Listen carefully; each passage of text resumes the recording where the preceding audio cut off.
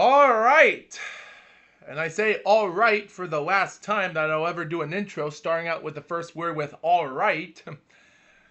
Let's be honest, the Deadlock podcast did that first, but hey, who tells me not to do that?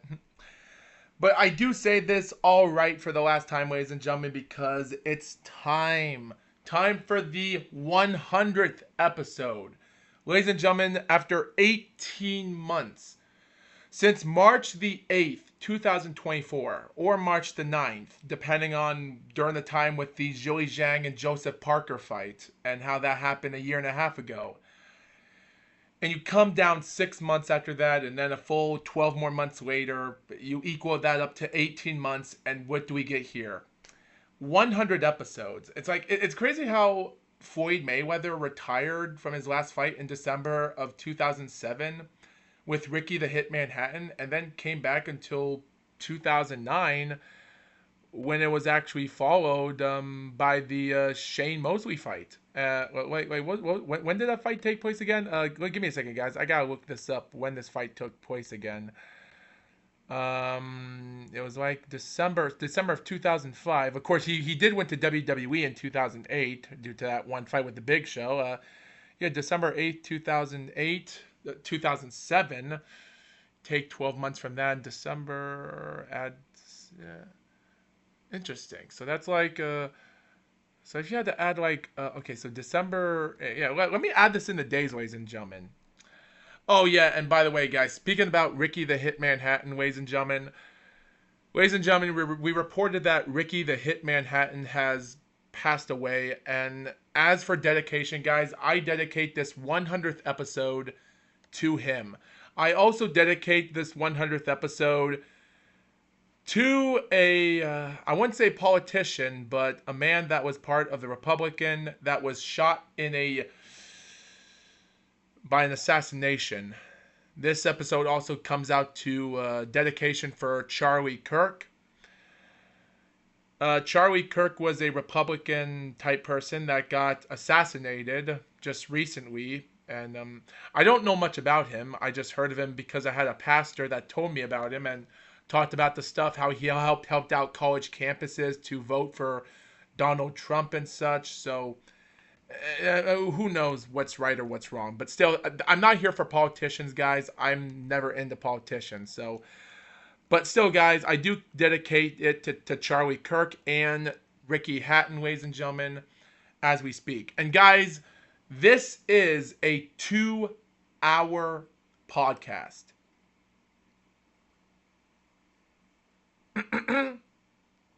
Sorry about that. This is going to be a 2 to 3 hour podcast, ladies and gentlemen. So, ladies and gentlemen, for the next some odd hours, ladies and gentlemen, we are going to have over 3 hours or maybe 2 hours of 100 episode of the Mr. Gold podcast, ladies and gentlemen. Don't think nothing much is going to happen in this episode because, ladies and gentlemen, I am going to review the Canelo Alvarez and Terrence Crawford fight and Murrow John versus Naoya Inoue pay-per-view matches, which is the most important I'm going to talk about. So on December 8th, 2007, to the start date after his Ricky Hatton fight, then Mayweather comes back. He takes on Juan Manuel Marquez, not Shane Mosley, in 2009. 21 months. Okay, by September 19th, 2009, he comes back. It takes him 651 days. And so Mayweather lasted for 21 months and 11 days out of the boxing ring. And it took me 18 months to do 100 episodes. Crazy. Guys, this is going to be my final episode, guys. I think it's probably for the best to do that. But, ladies and gentlemen, it's also best because for me, guys, the bare knuckle boxing thing of Shotgun Saturday Night is a failure. And after I did episode 9, which was one of my favorite episodes, talking about the revolution of women, the first ever woman pioneer to do bare knuckle fighting or a boxing thing. But after doing the John L. Sullivan Boston Strong Boy episode, I realized it was already a failure before I did it, but I decided to release the episode last week ago because, hey, it's John L. Sullivan. What do you expect? So I'm already thinking to myself that maybe combat sports, and guys, I don't want to get combat sports caught in my head as much. And to be honest, guys, I'm actually more curious in watching NASCAR races right now because there's only a few more races left of the season. Shane Van Gisbergen is not going to make it to the playoffs. He's a dominator when it comes to short tracks or road courses, but not oval tracks. And well, Austin Dillon is still effing it up because he just can't do better than Kyle Busch, even though Kyle Busch has a better standing than he is, but he hasn't even won a race right now since 2023. It's ridiculous. And also, guys, Christopher Bell did win the Bristol race yesterday ago, ladies and gentlemen. And also, guys, well, to be honest here, Alex Bowman, Josh Berry of the Wood Brothers is out. Shane Van Gisbergen and Austin Dillon are eliminated from the playoffs. Whoop-de-friggin-do. Yeah. Wait, what was the point? Like, even if Shane Van Gisbergen does win the Chicago race and gets 5 wins in a row in his rookie year in NASCAR, it's not going to be better than friggin' Jimmy Johnson or how any other drivers that had their great rookie season or how Kevin Harvick did it. It's just their rookie seasons are far more consistent and more top 10 finishes than Shane Van Gisbergen. It's the truth. So yeah, it's crazy. But still, man, 21 months and 11 days out of the boxing ring until Mayweather came back. Crazy. And guys, we're still trying to find reports on what happened to Ricky Hatton. Ricky the Hitman Hatton was a great guy, and looking back at it, he did try to help out Tyson Fury as best as he could, but that's the way life goes. I don't know. Guys, when I look at Ricky Hatton at the time last year ago and other time when he was with Tyson Fury at the time, I really thought that Ricky Hatton was like a 50-year-old guy when in reality he was in his mid-40s. He was born in 1978, I think, because he was 30 years old when he took on Mayweather in 2008, in 2007. No, he was 29 years old. Yeah, 2008, yeah. Yeah, so he was only 46 years old, I think. Jesus, like that's crazy. Like 46 years old, I think his age was. Like, wait, what happened? Yeah, 46 years old, man. But guys, looking at Ricky Hatton's hair and facial expression, he almost looked like he was actually in his 60s.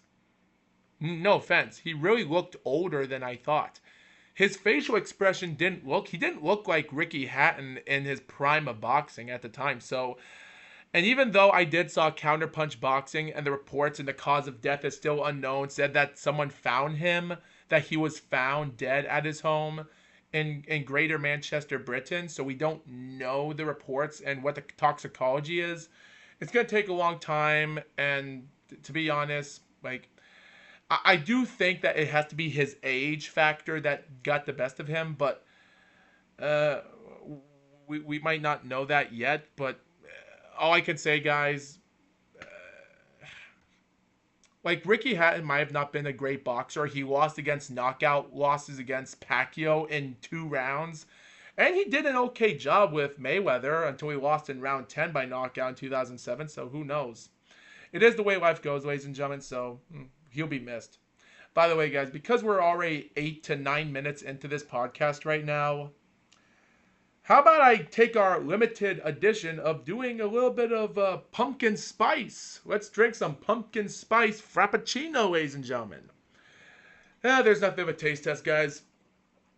It's going to be a 2 to 3 hour episode of this 100th episode. So, yeah. You know what, guys? I do have to relax. Maybe take it easy for a little bit. But because this is going to be a long video, so I might as well relax and just take my time, because this might take an hour for me to talk about the Canelo Alvarez and the Crawford fight and the card, because ladies and gentlemen, there's a lot of upset, underdog, and busts in boxing, and a lot of boxers that are hype jobs and big busts and history. There's a lot when it comes to the Inoue and Merljan and the Crawford and Alvarez fight. There's a lot to it. I really can't say much about that. There's just a lot of, yeah, just don't know what to say.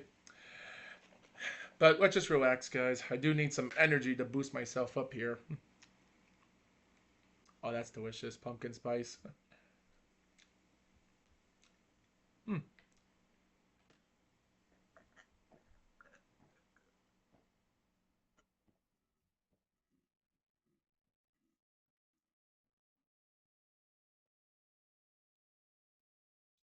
So good.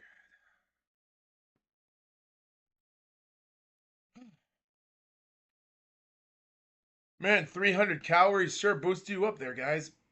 I didn't know 300 calories of a. You know what, guys? I actually already know that Starbucks drinks do have over 300 calories. Or yeah, 300 calories. Damn, that's a lot.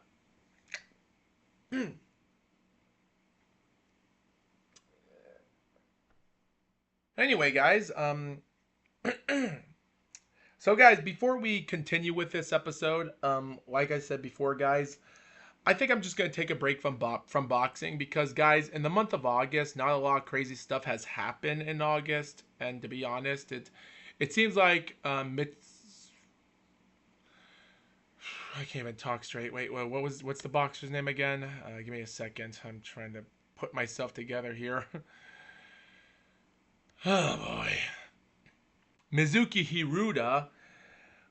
Ladies and gentlemen, Mizuki Hiruda, Japanese super flyweight female boxer, WBO and Ring Magazine champion, is going to Thunder Studios in Long Beach on November the 21st to have her fourth professional fight. It's crazy. Yeah, she's going to have she's already done 5 friggin' title defenses. That's ridiculous. And she's been in boxing for 4 years now.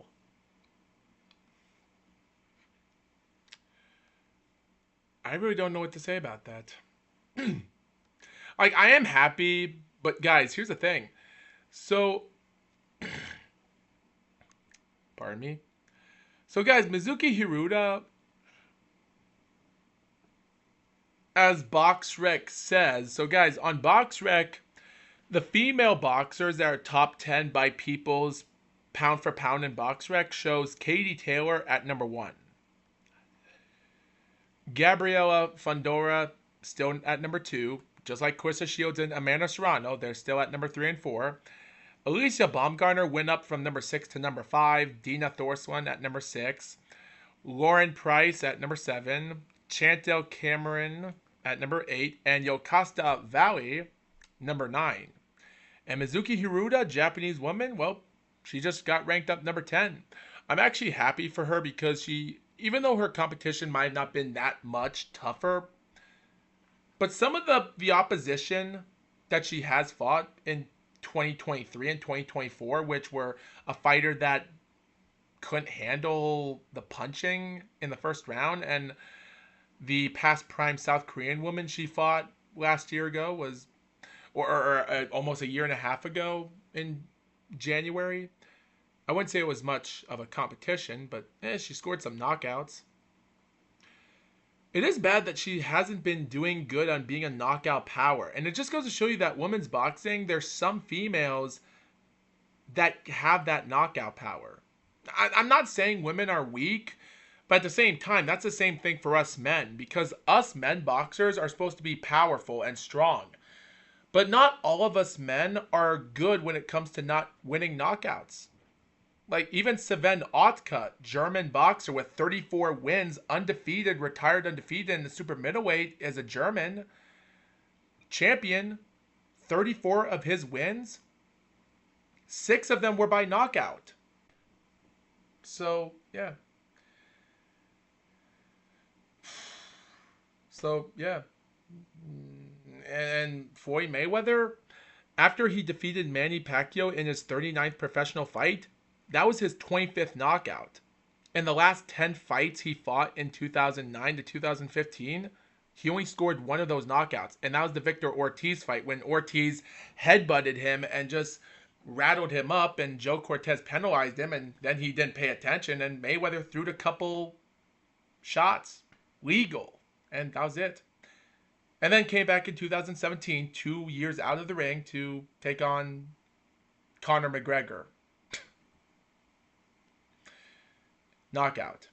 And that was his 27th knockout. So, yeah. Not every man in boxing is a knockout fighter. And there are some females just like a little bit of Mana Serrano, because she has over 30 knockouts in her career out of her 47 wins. So she's not that of a bust. She is a knockout killer.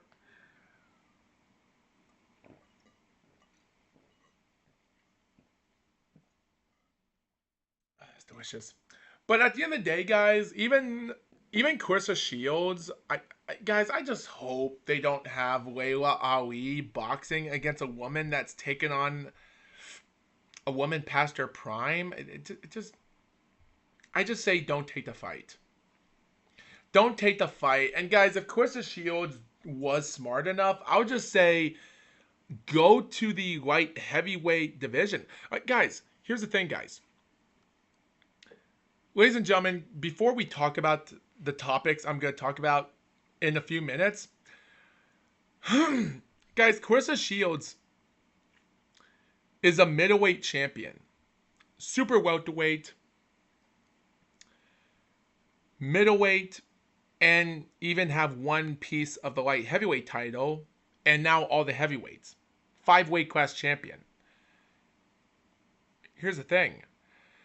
Considering she's undisputed middleweight twice, undisputed heavyweight, can you imagine if they just give her a chance to fight in the light heavyweight division? Just take some pounds off or something and just fight for the light heavyweight titles just to get some bucks in before you have another fighter in the Olympic Games? Because, guys, 2026, we already have some other females in boxing that are in the division. So wait for some other fighters to fight, and they'll give a chance to say if they want to fight you, Clarissa. So,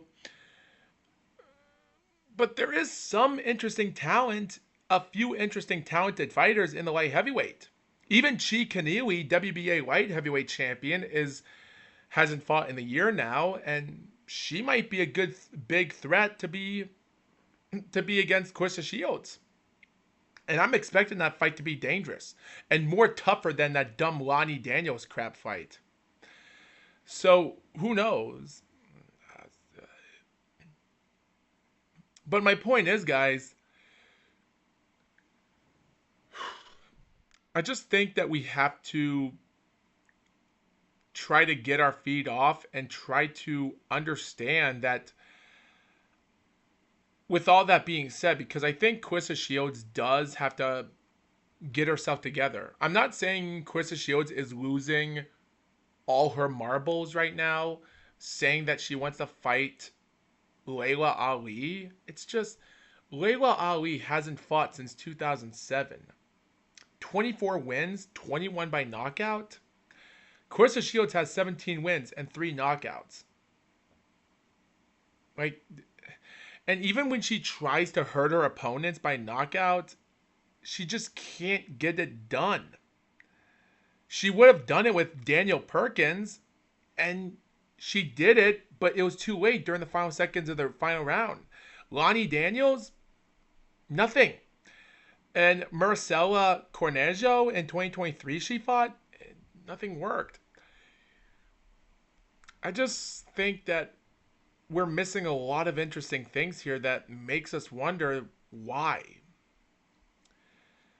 I just can't understand this, but I just think, excuse me, I just think we have to take it easy for once and just see where we have to go while this is moving forward. But we're just going to have to wait and see. And ladies and gentlemen, as we're going on with the topic here, let's talk about the male boxers that are top 10 pound for pound in BoxRec by People's Pound for Pound. So Alexander Usyk, obviously number 1. Naoya Inoue, number 2. So I think we already know that. And of course, Dmitry Bivol, 3. Artur Beterbiev, 4. Canelo Alvarez, 5. Jesse Rodriguez, 6. Junto Nakatani, 7. Another Japanese fighter. David Benavidez, number 8. Fair enough. Shakur Stevenson at 9. Okay. And Jaron Enos, number 10. Fair enough. Fair enough. To be honest, I actually wish that our number 11 fighter would be Terrence Crawford, because guess what? Terrence Crawford is number 11 in pound for pound. And Gervonta Tank Davis, he's number 12 with Devin Haney at number 13. So that says a lot on what the competition says. And even for the women's pound for pound is different, because we have Tiara Brown at number 11, Sky Nicholson at number 12, and sheesh, I feel bad for her. There is some interesting fighters in the top. And by the way, guys, this is on the voting clause, the clauses, like the voting class here. Guys, I didn't vote, ladies and gentlemen. I actually didn't vote for who I think should be in the top, and we are a couple days away from the next voting, so I will actually think about voting actually next week or so. But yet again, ladies and gentlemen, whoever I support, who knows. But for now, ladies and gentlemen, it is interesting that there is some interesting talent here. And by the way, guys, speaking about some talent, I wish Beatriz Fiara, the Brazilian fighter in a lightweight, should actually be ranked a little bit in the top right now, as she is in boxing. Interesting. By the way, guys, I haven't talked much about Samira Yamanaka and Tina Ruperchet and their undisputed fight in April the 5th, 2025, and how that was a little bit of a forgotten fight controversially that no one cared about. And it is bad to talk about that right now. It's been 5 months now, and I don't want to talk about crap that's like this, because at this moment, Samira Yamanaka still deserves to be undisputed woman champion in the atomweight division. It's great they got an undisputed champion, but it just wasn't the right woman, not the right country, not the right referee, judges. It was a bull. It was just a waste of time, and I just feel upset that they really took that away from someone like that deserved it more than someone else did in their country. So I don't know. It is what it is. And finally, before we get into the topic, ladies and gentlemen, for September the 13th, let's talk about something else here, guys. So,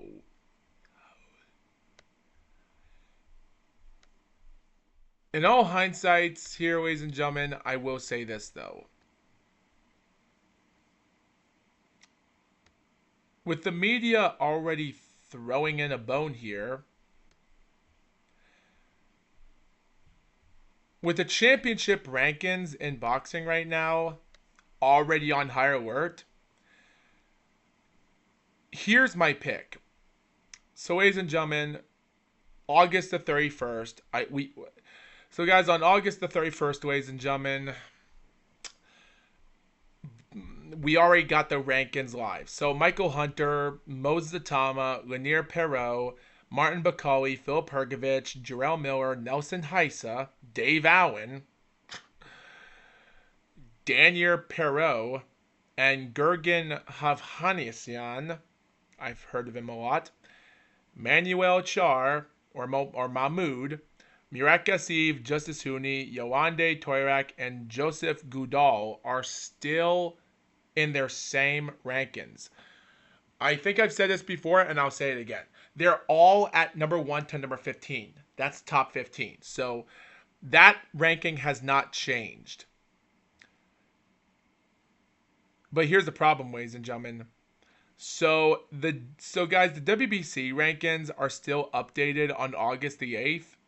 August the 21st for the WBO, so we won't get any update on that.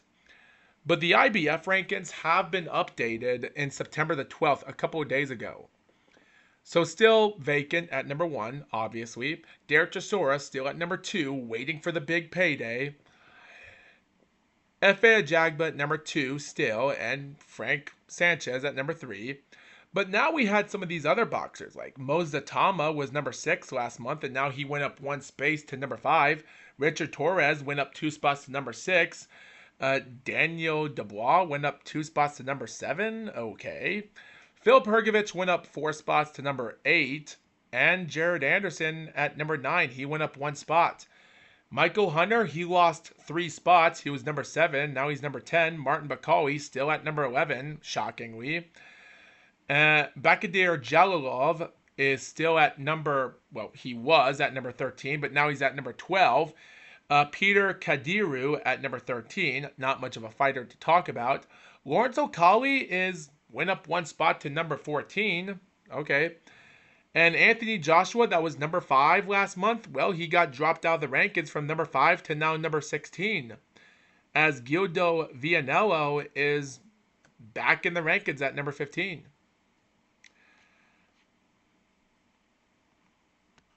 I don't know what people are seeing of this Italian man. Like, Vianello already got his shot with Richard Torres, so I don't know why they're giving him opportunity after opportunity. It's just over for him.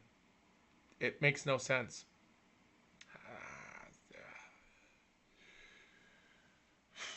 So, technically,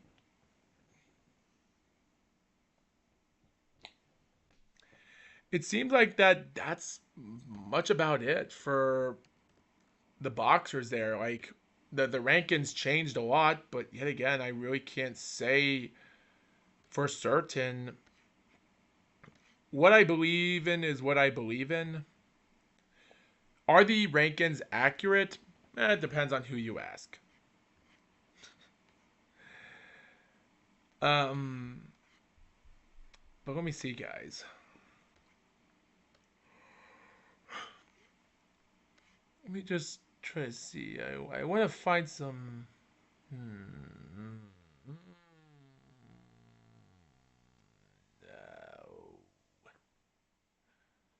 Wait.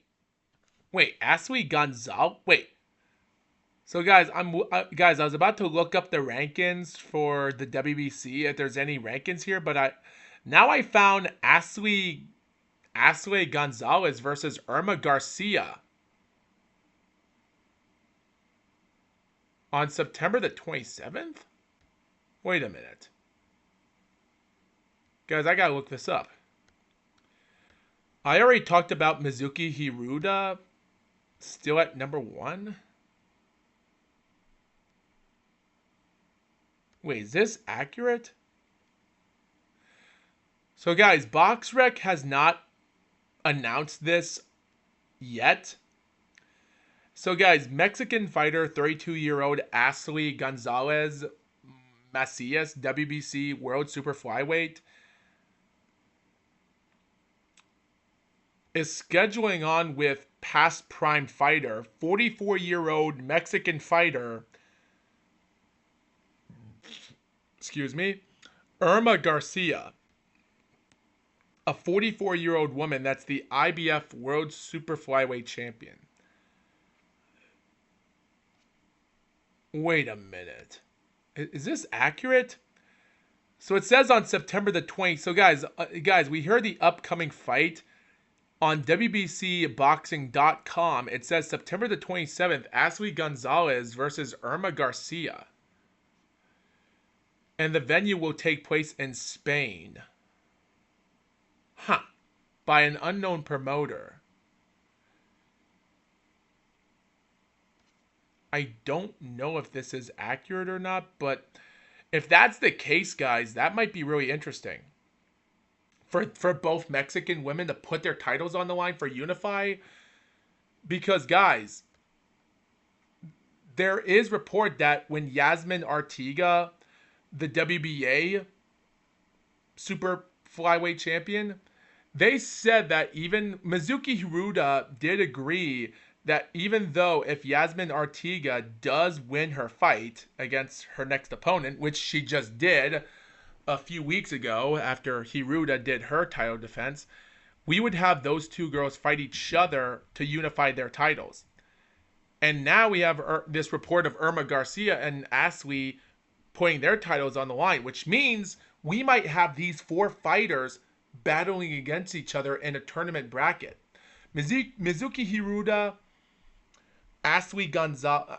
No. Mizuki Hiruda versus Jasmine Artiga for their titles versus the 2 Mexican females of Gonzalez and Garcia for their titles. And whoever wins those fights in their perspectives will fight against each other for undisputed super flyweight champion, which has never happened before. We've never had an undisputed champion in the super flyweight. Not in female and not in male boxing. And speaking about that, ladies and gentlemen, as we're getting into the topic of super flyweight, Jesse the Bam Rodriguez is already scheduling to fight against WBA super flyweight champion Fernando Daniel Martinez after Rodriguez defeated Familia Cafu in July couple months ago for his WBO World Super Flyweight Champion. And now he's fighting on November 22nd in Saudi Arabia against Fernando Daniel Martinez, an undefeated 18-0 fighter. And if Rodriguez wins that fight as well, guess what? There's one more other fighter that has the IBF champion. Yeah, it's obviously because that IBF champion is going to have to fight, whether if he likes it or not. And he's going to have to put all his marbles in this one. I'm serious. He's going to have to. Like, he's going to have the best fight of his life, ladies and gentlemen, because the IBF Super Flyweight Champion is none other than a guy that I have never heard of before. The winner last May, Wilibaldo Garcia Perez, a 23-6-2 fighter from Mexico, ranked number 16 in the super flyweight. All I can say is good luck if this guy, a guy that just got lucky winning the championship. Like, if they actually book these two, dude, if Jesse Rodriguez wins in November and he fights against this guy, Garcia Perez, this will be an amazing story for Rodriguez. That would be really crazy to watch.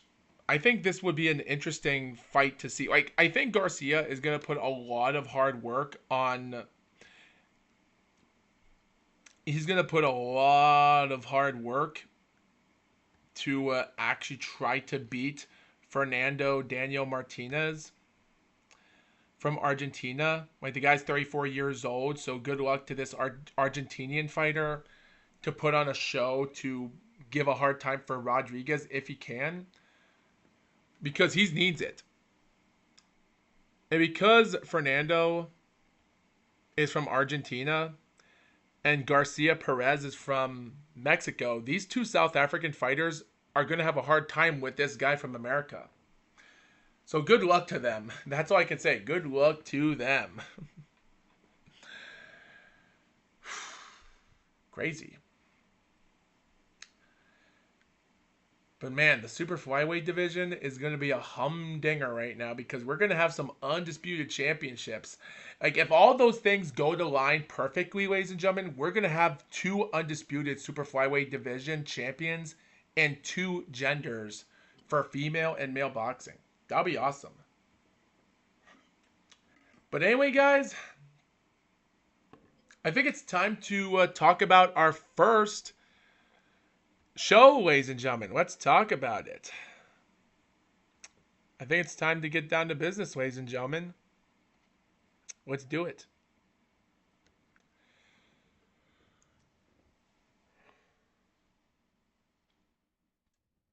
So, ladies and gentlemen, let's go down to Allegiant Stadium in Las Vegas, Nevada, ladies and gentlemen, as we have in store for you the Canelo Alvarez versus Crawford undisputed super middleweight champion. If Canelo Alvarez wins, he will be a successful super middleweight champion by defending his super middleweight titles for the 10th time. And he can't make a mistake, just like what happened to Mike Tyson's first title reign and Lennox Lewis's title reign in 2001 when he lost against the American South African fighter of Asim Rahman and the Buster Douglas fight in 1990. So Alvarez can get 10 successful title defenses. If Crawford wins, not only he'll be undisputed for the third time, but he will be the first fighter in 80 yes,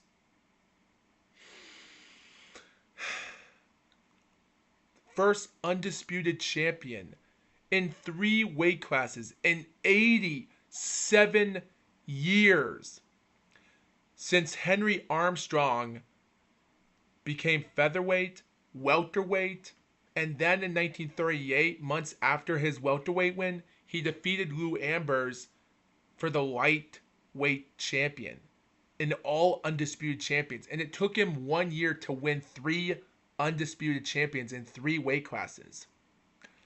First and only boxer to do that, winning 3 undisputed champions in 3 weight classes. He would have done 4 for the middleweight in 1940, which was controversy. But let's not get to that. But if Crawford wins this, he'll be the second boxer to become undisputed again in 3 weight classes. So we have history against 2 fighters that are going to make history. One of them has to win this. That's history. Now, guys, let's talk about the card and what we got ourselves into. So, guys, the first fights are not much. Sultan Al Mohammed, a Saudi Arabian fighter, got his first debut in a 4-round fight against someone. Marco Verdi, a 2-0 fighter, got a good 9-3 fighter by 4th round knockout. And surprisingly, Raito Tsutsumi, the guy that fought in Times Square in May, which was a good 6-round entertainment. It was good that Mike Tyson was there commentating on his pro debut and his knockout win in July. He picks up a win against a 7-2 fighter named Javier Martinez in the first round by TKO in 2 minutes of the fight. So Raito Tsutsumi might be a good rookie of the year in 2025. I wish him best of luck in Japan, because he's going to need it. He is ranked number 325 in the super featherweight, and I'll be wishing him best of luck because he needs all the luck he can get. And Mohamed Alakel, a 5-0 fighter against a 7-4 fighter named Travis Crawford. Well, he dominated the 10-round fight easily. And no, this isn't the Crawford that's part of the family member of Terrence Bud. But man, not a good 10-round fight for that guy, but Alakel won, and he's now ranked 251 in the super featherweight. But yet again, I really can't say much about that. Whatever you say is whatever you say. But anyway, guys, I think it's going to be interesting to know that there's more to this. Because, guys, there was a lot of horrendous upsets. And I don't know why it's hard for me to find information on heavyweight boxers here, because now I'm trying to find some rankings on the other division here because I'm getting a hard time getting some ranks.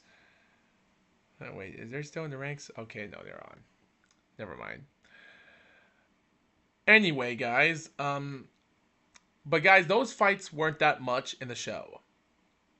But guys, the other fights on the card were hard to watch. So guys, Siri Boachuk was a 26-2 fighter, takes on Brandon Adams. Now guys, Boachuk from the Ukraine got his first professional loss in March against Brandon Adams. That was 22-3 at the time, lost by a round 8 TKO. Even though Adams was deducted points for a low blow in round 3 and did give Boachuk a hard time, and scored a round 8 knockout, but and again, Boachuk was winning the fight. And it seemed cheaty and controversial to have Brandon Adams win that fight dirty. Boachuk tried to recover. He was an interim champion, but lost against Virgil Ortiz 5 months after his win against Brian Mendoza for the interim WBC super welterweight, and had a couple wins to get himself back in top. And then they thought, give him a chance for Brandon Adams. And Brandon Adams at the time just lost his 4th fight against an undefeated fighter named Andreas Katsorakis by split decision. And guess what happened? We go 10 rounds in this fight, and guess what? Brandon Adams utterly dominated Boachuk. It was so bad. And guys, the only time I ever saw Boachuk winning rounds in this fight was like round 2. But that was about it. Round 3 was a close round, but nothing much. I had the fight 99-91. Like, one judge found it like that, and 2 others had 98-92. So, I don't know.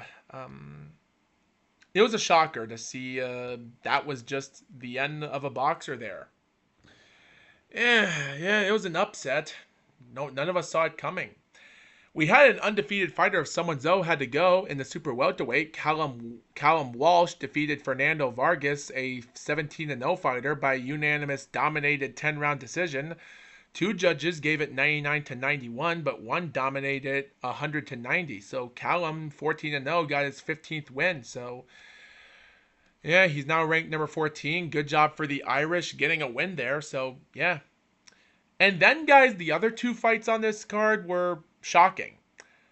Because, guys, Steven Nelson, the guy that had a unanimous decision loss against Diego Pacheco in January the 25th this year, lost by 3 judges, giving him 117-111 by Diego winning. And I thought to myself, Steven Nelson deserved a second chance. Maybe he just got unlucky that night. And then they gave him a tune-up fight against Rico Santana, a 12-4 fighter from Cuba, living in the USA in El Paso, Texas. And this guy from El Paso in Cuba lost his first ever fight in his debut in Russia. He was fighting in Russia during 2018 for some hilarious reason. Lost his 5th professional fight in his second professional fight in his 5th fight, and then lost against Lester Martinez, which we'll get to him because Lester Martinez does play a part in this show as well, and he defeated Santana in October of 2021 by unanimous decision. So he lost against another guy named Daniel Blancas in 2023, and that guy's ranked number 54 in the super middleweight, undefeated, 13-0, so known as the Iceman. And Daniel Blancas did get knocked down in round 1, but managed to recover and have all 3 judges barely give him an 8-round unanimous decision by a few points, a couple points by some judges barely giving it to him. So, but Santana already did not get a lot of stuff done in the show in his career. He barely scored a couple split decisions. And it's weird because in June of 2024, he fought an 8-round contest against Lorenzo Simpson. But after 8 rounds of competition, the fight went on to an overtime round after being announced a draw. So they actually gave both fighters one more round to fight against each other. And guess what? The final round, Santana won the final round and won by split decision in an 8-round fight. But they gave him an extra round for round 9, and he won it with the scorecards of 86-85 by 2 scorecards. One had it 88-83 by his opponent, but an extra round? Huh. Even John L. Sullivan won the inaugural lineal heavyweight champion boxing in a 7-round fight when it should have been 6. I think. That's ridiculous. And then in February this year, he fought against another guy named Marcus Moore, a 6-round fight, which had one judge having it 58-56 by his opponent. The other 2 scores were still also 58-56 and 59-55 in favor of him by another split decision. So those 2 wins for Santana were like, what a bummer. But then they had Steven Nelson fight him just to give him a push up after his loss against Diego Pacheco. And guess what happened? Raiko Santana, I was there watching this. Raiko Santana utterly defeated Steven Nelson, a guy with 20 wins undefeated, lost against Diego.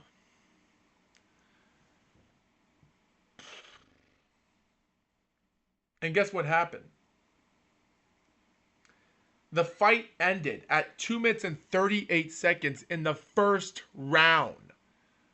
Raiko Santana, with 12 wins and 4 losses, defeated Steven Nelson in the first round at 2 minutes and 38 seconds.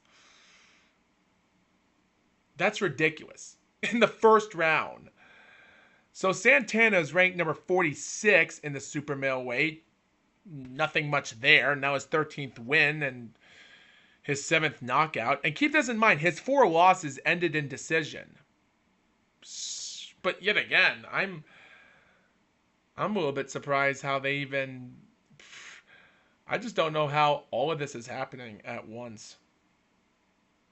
I don't know how, but man, it just gets worse. It just gets more ridiculous. Because, ladies and gentlemen, later that night, and I don't know if I got the fight card accurate or not, but around that night, Ivan Daichko, the only undefeated fighter that finished in the top 3 for bronze medalists, that was a bronze medalist in the 2016 Olympic Games in the super heavyweight, just like Filip Hrgović that night, and also Joe Joyce was silver medalist, and Tony Yoka gold medalist, and of course Tony Yoka was a draft bust, and even Joe Joyce, his bust was already done for with his Zhang losses, and the damage was already done with everyone else. And well, Filip Hrgović did got his victory win back recently, so he's still in the rankings. And Ivan Daichko, his only big win was against Alexander Ustinov, but after that win, he was taking on nobodies, and Ustinov was a past prime fighter. There was no point of him. So he fights against Jermaine Franklin, a guy with 23 wins and 2 losses, and his first loss came on when he lost against Dillian White by a close majority decision of 12 rounds. 116 to 112 by 2 scores and 115 even. Come out after November, and then later in April, he takes on Anthony Joshua, and Joshua dominated him.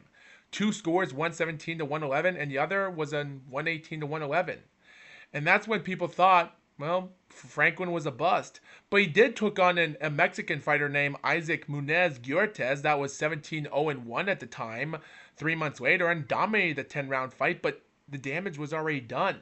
He fought against a journeyman fighter named Devin Vargas that used to be a top contender with 22 wins and 10 losses, and got him by round 6 by cornerman retirement, but then he left boxing and never came back again until yesterday on September the 13th. And guess what happened? The fight came on, ladies and gentlemen, as ridiculous because Ivan Daichko demolished Franklin in round 1, 2, and 3. I did believe round 4 was a close enough round for anyone, to be honest there. Round 5, I thought Franklin won that round, and then round 6 was barely a good Franklin round. Fair enough. And then in round 7, when I thought that Ivan Daichko might have had something here, but when round 7 and round 8 came along, man. And guys, the fight wasn't always that entertaining. There were times that there were repeated holds because Daichko was holding Franklin a lot in the fight, which didn't give a good liking to the referee because even after round 7 was utterly dominated by Franklin, round 8, after Franklin got the round easily, the referee deducted Daichko a point for holding, and that round was a 10-8. But then he came back in round 9 and Daichko won the round, but then in round 10 the damage was done. Franklin won that round, and I had it scored 95-94 for Franklin. And it's kind of weird because Judge Chris Miglior had given Daichko the final round. But it didn't matter because Franklin already like Chris already gave Franklin the win after the end of round 8, and he gave Daichko the final 2 rounds. So he already won.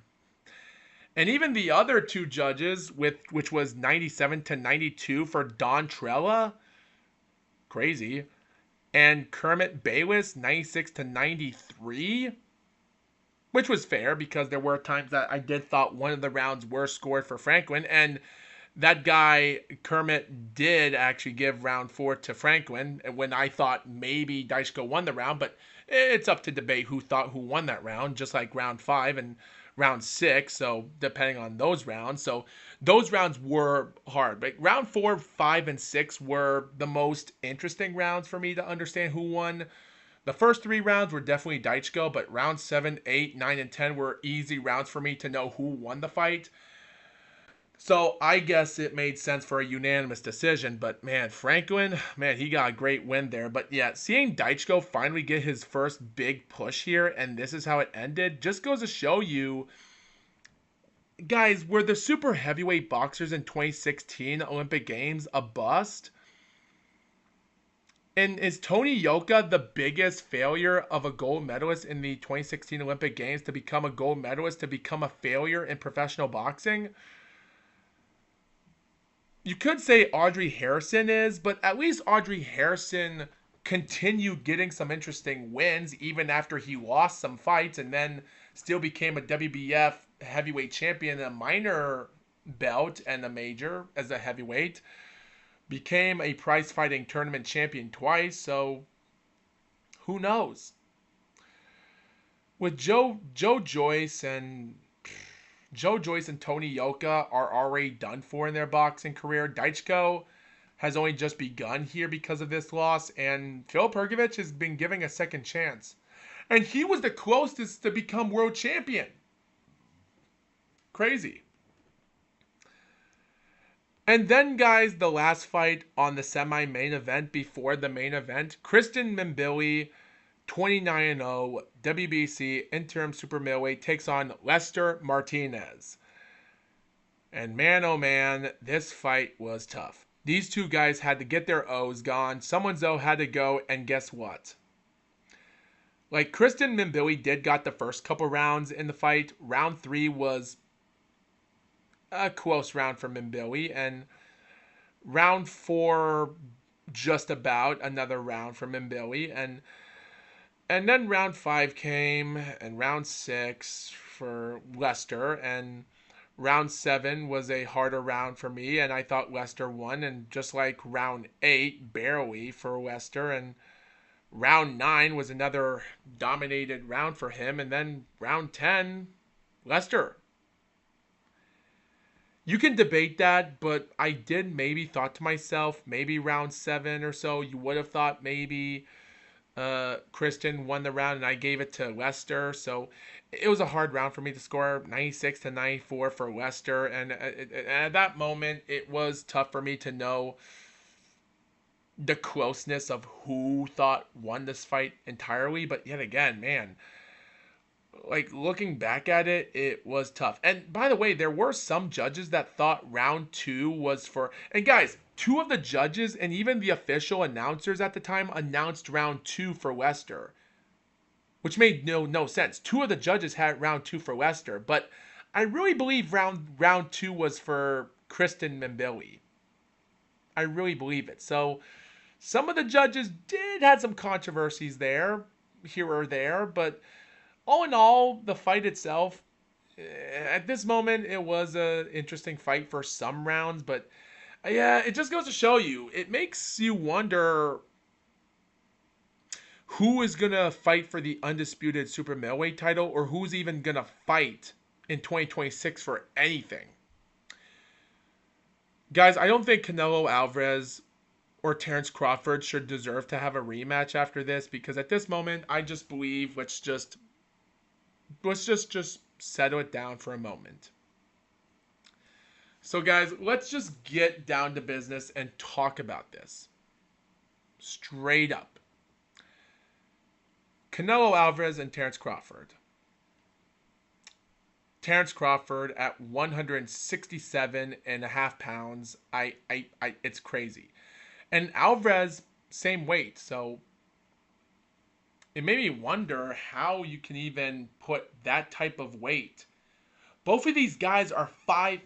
Guys, the tail of the tape is crazy. So Crawford's 5'9", Alvarez is 5'7.5". So Crawford has a 75 reach advantage, 70.5 reach advantage for Alvarez. Interesting. He's 35 years old, orthodox. Crawford, southpaw, 37 years old. So I did thought to myself there were some of that for Crawford there. But then you have Alvarez, a guy that some people would say he's still favorite to fight. But then when you go into it, it makes you wonder who you thought had this fight done. So guys, the first couple rounds come out interestingly. Like Alvarez got a good, interesting first round started off for us each other, and it was an interesting start. Round 2, I did believe there are times that Crawford had some stuff in the second round, and then Crawford or so. But then there were times I thought Alvarez did have something there. It was a confusing round for me in round 2 at some times. So I thought Alvarez did had round 2. I really believed it. I would have to go back, but I did give him round 2. But either way, round 3 and round 4, Crawford comes in like it was just an easy payday for him. Seriously. He just came in, strolling in like he just owned the ring, and just like he was settling with great punches. Like you can have body punches, overhand rights, and many other counter punches here. And speaking about counterpunch, we'll get to that guy later. So round 5, Alvarez did get some stuff done in, but at one point in the 6th round, there were moments that I did thought were interesting enough. Because after 6 rounds of competition, after Crawford dominated the 6th round after 6 rounds, I had it 3-3 apiece for both, and at this moment, one fighter has to give in. And around round 7 of the fight, it just seemed like Crawford was doing the better work. Still, Canelo was at the right pace, but here's the thing, guys. Coming into the later rounds, after 6 rounds, it did seem like Crawford was getting a little bit tired in the later rounds, but he still had that fear in him that he had to continue fighting harder than he had to, no matter what. It seemed like he wasn't giving up. And there was a time around the fight that Canelo tried to grab Crawford's arm as being upset. And guys, there was some moments I was a little bit scared of, such as how Crawford was putting his hands down and exposing his face. But there were moments that Crawford was going for the body punches. But what were the odds of him going for the head? So Crawford had to understand where he had to put his hands to know. Because there were times that he did have his hands down. For real. Realsy. And Alvarez, there's times that every time the round ended, like Alvarez tried to attack him. There were moments in the fight that Alvarez was completely upset. And he was not, he just wasn't in the right edge. He just didn't seem like he was getting a lot of stuff done. By round 8, like after round 7 and then round 8, which was an interesting Canelo round, but also a Crawford round, but close depending on who you ask, which I thought Canelo did. Round 9, another round for Crawford, and then round 10 was a close round for anyone to give score for, but I gave it to Crawford. At this moment, after 10 rounds, like I said before, guys, there were some uppercuts and overhand rights and moments in the fight. And guys, and by the way, guys, at Eastern Standard Time around 1:20 a.m. during the final few rounds of the fight, I did went on to Counterpunch Boxing to watch his live stream reaction. Hello? Hello? Hello? Oh, okay. Jesus Christ. Sorry about that. But yeah, like I said before, I actually did made a comment and a couple live chats and live chats on Counterpunch. And there's moments that he did talk about, oh, this fight's going to end in a draw. Oh, we're going to get robbed. Oh, Crawford's not going home with the titles and not. And yeah, it is upsetting. Like, we had a lot of upset moments and controversies. And then moments where Kristen and Billy should have won. Oh, Ivan Deichko should have defeated Franklin. And there was a lot of upsets in this entire show that night. It was crazy. So it depended. But only a knockout could come. And guys, at Eastern Standard Time at 1:30 a.m., we were already only a few rounds left into the fight. And by the way, guys, around 4 a.m. Eastern Standard Time is when Naoya Inoue and Merljan Undisputed Super Bantamweight fight would happen in Japan. The distance and the timeline was... from where areas you're from, it depends on what country you're from. So pretty much, we were only a couple hours away from that show, so it was crazy. Eventually, guys, Crawford did put in some interesting work here. Like, Canelo Alvarez was still landing punches. Like, even though Alvarez seemed tired in that fight after the end of 10 rounds, but guys, I did made my first live chat saying... I just hope. I actually did told Counterpunch Boxing on live chat saying, I just hope Crawford is not on steroids.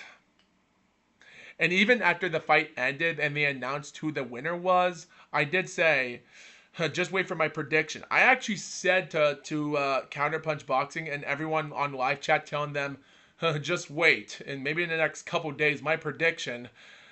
we're going to test that Crawford has a band of steroids or something. Like, he's going to fail a drug test. I just hope that doesn't happen while I'm uploading this episode. But you do expect stuff like that to happen. So, I do get that. Because eventually, Crawford dominated the 11th and 12th round easily. And I had the scorecard 116 to 112. The official announcers had it, and one judge also had 116 to 112, which was Steve Weisfeld. Great dude. But Max DeLuca and Tim Cheatham, two other judges, had it 115 to 113. Winner by unanimous decision from the home pride of Omaha, Nebraska. Terrence the Bud Crawford.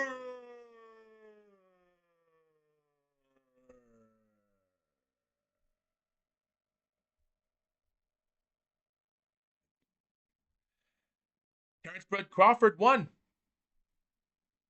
by unanimous decision. The second boxer to become a three-time undisputed champion in 3 weight classes. And he's also the second boxer as well in the 4-belt era to become 3-time undisputed champion with Alexander Usyk. And he also became the 6th boxer even since 2009 on June, when Manny Pacquiao was in his domination in 2008 and 2010, winning multiple weight classes in 2 years. From winning after 4 weight classes to win his 5th weight class, tying with Mayweather since 2007, did 2008. 2009, he got through 6, won 7, then got that win against Margarita, the cheater fighter, in 2010, and made it 8 weight classes for super welterweight. Still a record to this day. Bud Crawford, since then, well, he's the 6th boxer to become a 5 weight class champion. Dang, they did since 2000. Like, is that accurate? Was it 2008 is when he was five weight class? I think it was 2009, but still, it's a long time. Let me see that again.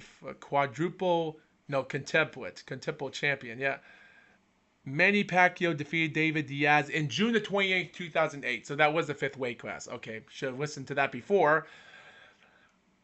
Dang. Oh, he was also super featherweight against Juan Manuel Marquez by split decision in March of 2008 as well. Dang. Oh, he was a four-weight class champion. Guys, it's kind of weird that Pacquiao was flyweight champion in 1998. Then he got that big break in 2001 against Alijo Liawaba in 2001 that got his big break, his popularity in America. And then a couple years later, he was the featherweight champion in the Ring magazine against Marco Antonio. And it took him about 4.5 years later to win the super featherweight, get on with the lightweight against David Diaz, become five weight class. By 2009, he picks up a six weight class for super lightweight, welterweight again, and then Antonio Margarito in 2010 made him the super welterweight in eight weight classes. And then he decided by after that in 2011 to 2025, he just went all in for welterweight, but he never unified a lot of the titles. He just got one single title while Mayweather was getting all the belts unified, which made sense why I think a lot of people thought Mayweather, in my opinion, I believe Mayweather's titles were a lot better because he was unifying them and got bigger wins, while Pacquiao was only getting single-digit titles. He did try in 2015, but didn't get the win on Mayweather. But yeah, Bud Crawford, man, since June 28th, 2008, in 17 years, Crawford did. Man, 17 years for fighting another guy to become a five weight class champion. Even took them 87 years to find another guy to become the second ever to do it in a three weight class undisputed since Henry Armstrong since 1938. I know I said that again, but that's still ridiculous, to say the least. Yeah.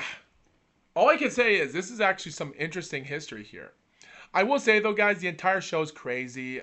Brandon Adams' unbelievable domination was unbelievable. Lester Martinez's fight with Mbili got the expiration of who was going to be the next contender for the undisputed there. And Callum Walsh, good for him. Steven Nelson's utter first round loss against a 12-4 guy, shocking. Jermaine Franklin's comeback win with Ivan Daichko, yeah, shocking enough. But then you have Mohamed Alakel and Raito Tsutsumi, other contenders trying to make a big break for boxing. Good luck, but I think Raito's going to do better than him. So this show did have generated a lot of other boxers in the oh god. Sorry guys, I didn't mean to do that. But yet again, guys, I did say this. It's going to be interesting to understand what we were getting ourselves into because I think that's the point. I think we have to understand that there's more to this than meets the eye in boxing. But I think in all of our perspectives, this was actually an interesting show with a lot of upsets and a lot of interesting winners in this competition. And Bud Crawford is no different than anyone else on this show. It was still interesting to say the least. And at this moment, Crawford, in my opinion, 38, 37 years old. In my opinion, guys, he's fought for 17 years in boxing. And if he's going to have one fight in 2026, whether if they're going to do a rematch with Alvarez, they should do that next year. Maybe not in May, but in September. Because if they're going to still have Canelo Alvarez fight 2 fights a year in May and September, why not have Canelo Alvarez fight against Jermell Charlo? Not the younger brother, the former super welterweight champion Ironman Charlo, the one he fought in September of 2023, but his older brother that's 1 minute older than him, his twin brother Hitman Charlo, that's actually 34-0 in the super middleweight, and that guy is already trying to catch a big break in boxing. So why not fight Jermell Hitman Charlo in 2026 in May? And if Alvarez can pick up that win, then they'll have a rematch with him and Terrence Crawford in September next year, and we'll see if he's up to the task to win the rematch. And if that does happen, well, good for him. But at the same time, should you think that Bud Crawford should fight one fight more than one fight a year instead of just one fight? Should he fight more than once? Well, who knows? Who knows? Like, it's almost interesting that some fighters like to fight a couple fights a year, and then some just fight one fight a year. It is annoying. Yeah. But anyway, guys, at 4 o'clock a.m. Eastern Standard Time, live in the IG Arena in Nagoya, Aichi, Japan. Live for promoter Hideyuki Ohashi Promotions. Live on ESPN Knockout. And also, guys, that fight in Las Vegas was on Netflix, so keep that in mind. This one right here, ladies and gentlemen, Saturday, September the 14th. This was a shocker of a show. This one is out of control. So, guys, I did say in my prediction that Naoya Inoue should try to take time off for his domination and just start thinking about what happened to Raymond Cardenas. So I think to myself, if Naoya Inoue has to play smart, he has to remember that knockouts are not supposed to be the factor of winning a fight. Now, he has to be smart and understand what he's getting himself into. So I thought to myself, when taking on Murojan isn't much of a harder fighter than I thought, because his last 3 wins after his loss against Marlon Tapales in April of 2023, he gets an interesting win against Kevin Aaron, a 26-0-1 fighter. Got a big win there. And then a different fighter against Espinoza Franco of a Ricardo fight a full year later in December. Not much there. And Luis Castillo fight in May this year. So those other 2 fights, nothing much to talk about. But I did thought to myself that this guy wasn't going to get a lot of hard stuff done. Like, his last 3 fights were by knockout after all, so Inoue does have to be careful. So, and keep this in mind, because Murojan is southpaw, but Inoue is the orthodox. So I did thought to myself, maybe he should take it easy. And maybe just think about just going the full distance in 12 rounds just to get himself together to go a good 12-round fight, just to be safe. Because at this moment, he's already fought 2 fights this year, and this is his 3rd fight. And his first fight wasn't much other than a guy that backed away from boxing from Australia, so they brought in a South Korean fighter. Raymond Cardenas, that was a hard fight for him, and barely got a good win there. So how about we just take it easy and just dominate this guy by 12 rounds? And if he does get hurt by the weight of rounds, well, we'll go for something. And if the fight ends by injury or something, good job for a knockout. But it does make you wonder, we should maybe go for the win. So probably take it easy. The thing is, guys, the other Japanese fighters in the card that night did not get nothing done. So the first 2 fights on the show for a bantamweight and a super bantamweight fight were nothing much but interesting fighters that aren't much to talk about. We did have a guy named Ei Go, a 5-0 fighter, lost against a guy that's 6'1" named Shunpei Ohata. The fight ended by round 4 TKO, and the undefeated fighter Go, not good. The other fighter named Taiga Emanga for the Japan Boxing Commission Japanese lightweight title. He did got a good win in his 9th professional fight against Yudai Murakami, a 6-2-1 fighter, so a good win for him. But the other 2 fights on the card were interesting. Yuni Takada, a longtime fighter with 16 wins, 8 losses, and 3 draws, took on USA Matsumoto for the WBA regular minimum weight champion. And surprisingly, considering this was a 12-round fight for that regular title, doesn't really much count for a super minimum weight champion, but still a champion nonetheless. Well, Ryusei got the win. He won the fight easily by an interesting fight after the fight ended after the mid part of round 5, like 1 minute and 26 seconds, and the fight ended with him dominating 5 rounds, and the fight ended by technical decision, and that was it.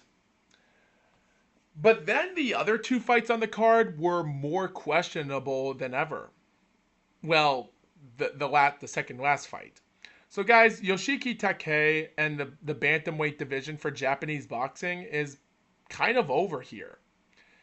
Yoshiki Takei, 11 wins, 9 knockouts, took on a 25-4 fighter named Christine Medina Jimenez from Mexico, a 25-year-old fighter.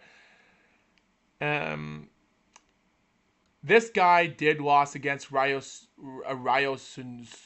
Nishida in August of 2023 for the WBA title, and this guy, wait, oh no, it wasn't for the title.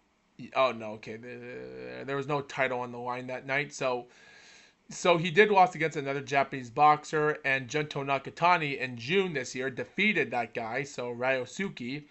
So this was like a revenge for the Mexican to get his win back and try to win a title against another Japanese fighter in the bantamweight. And guess what? After 4 rounds, he defeated Yoshiki by round 4 of TKO at 1 minute 21 seconds to win the world's bantamweight title for WBO. It was shocking, I would say, but at least I couldn't say much about it because it is shocking that Yoshiki did not take it as serious. It looked like he thought that this was going to be an easy win for him after everything that he's gone through in boxing. Like, he utterly dominated Daigo Higa, or almost, and defeated Jason Maloney, and he just thought this was it. And after his first round knockout win against undefeated Thailand boxer in May, he just thought he was unstoppable. And then he takes on this Mexican fighter that lost against one of his Japanese fighters in the bantamweight, and that guy got his revenge back to become champion. So it is shocking it took place in Japan, and Yoshiki just, well, it is shocking. But it just goes to show you there's a lot of upsets in boxing that can happen no matter what happens. And so, yeah, I just don't know. It was a really shocking win here, and it was shocking enough. And it's even more shocking because my nose is starting to itch. That's how shocking it is. Crazy. Anyway, guys,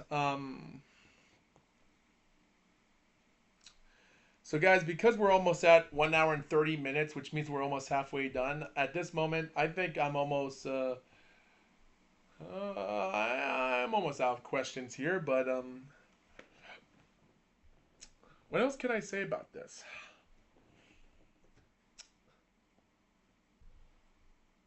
I think I really don't know what much to say about this. Well, Naoya Inoue versus Merle John. Okay. So for all you viewers to hear me out, I will say about this. So guys, before we get to the 12-round fight, which did go 12 rounds,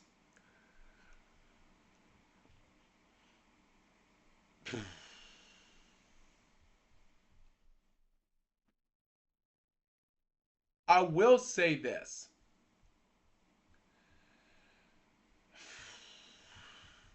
With all fairness, I think in a way, in my opinion, and guys, we all want to see a knockout victory and unbelievableness for Inoue. But to be honest, you do have to be smart to go 12 rounds. Because, guys, at the end of the day, we want to see a main event to do an upset victory in an unbelievable moment, just like how friggin' unbelievable Alexander Usyk completely dominated Daniel Dubois for the undisputed championship in his second undisputed title, and that was amazing. But yet again, it does actually make you wonder. There's more to it. There is some stuff to this that makes me think maybe maybe there's a chance we can actually see something interesting here.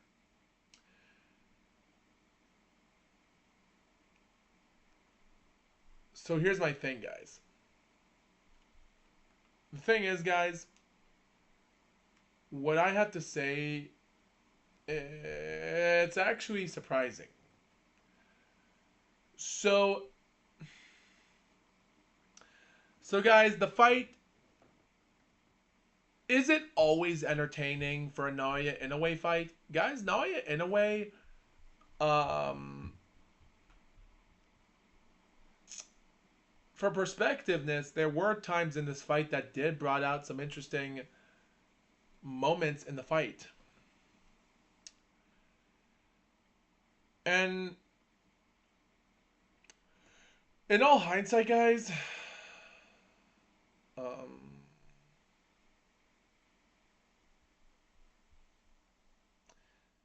I just think there's stuff to it that makes me think we might see an upset here. Because guys, John did got his 3 knockout victories, and just like in a way, but you think that knocking out a win is gonna be easy? I think you do have to be smart. Now, guys, John did go 12 rounds of distance against Marlon Tapales and did win the last rounds, but he was already losing by the scorecards. He had to go for a knockout win or something to defeat Marlon Tapales when he got him early in the fight. So if Inoue can get him early in the fight and give him a hard time, he might go 12 rounds. So both guys settle each other. One orthodox, the other southpaw. Inoue's orthodox.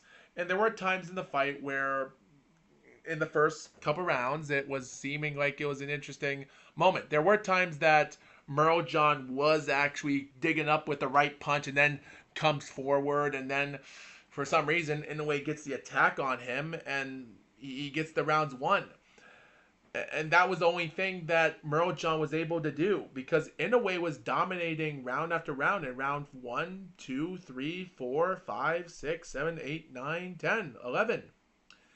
Like the 12th and final round was an interesting round where it looked like that John did do something in the 12th and final round, got something finished, but Inoue again. Yeah, I had all 12 rounds either way. The 12th and final round was the better round for MJ, but yet again, just wasn't good enough.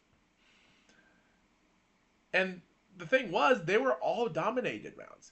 Maybe not round 12, but still enough for a win for Inoue. Even 2 of the scorecards had it 118 to 110 and 117 to 111. And those judges weren't much to talk about. Like judge number 1 did give round 10 and round 12 for MJ and for John, and Juan Carlos, the second judge, also gave it round 10 and round 12 as well for John. Take that for what you will. And then Judge 3, Martinez, Gerardo Martinez, had it round 4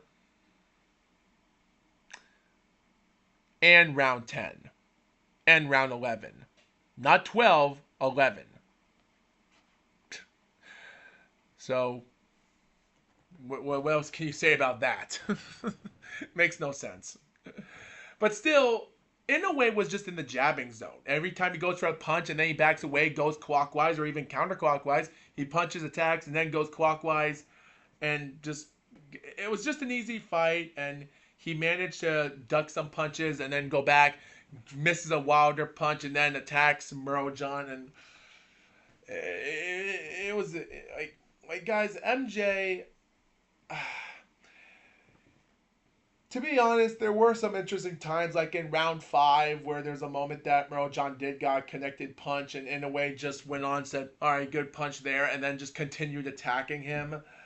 Because round 5 was an interesting round where I thought that Inoue had something there, and John again was throwing punches to the glove, but nothing much. Like in round 6, the last minute of the 6th round, he was pushing Inoue to the ropes and started giving him a hard time. And I know I didn't talk much about that fight, about some of the stuff that happened in the Crawford and Alvarez fight that much, but this fight right here had a lot more surprisingness than you thought, because I was really surprised that John was doing an interesting job against Alvarez, but Like there was one moment in round 9 where Inoue connected a good punch and MJ just told him to come here, and Inoue shook his head, but they just stood still and just waited for the attack. And then a minute later, he attacked him, and then he connected a good punch to the right on to the left face of Inoue, and then he hurt him, so backed him to the rope, which was kind of crazy. Which I think it was the 10th round. I think it was the 10th round when he did that,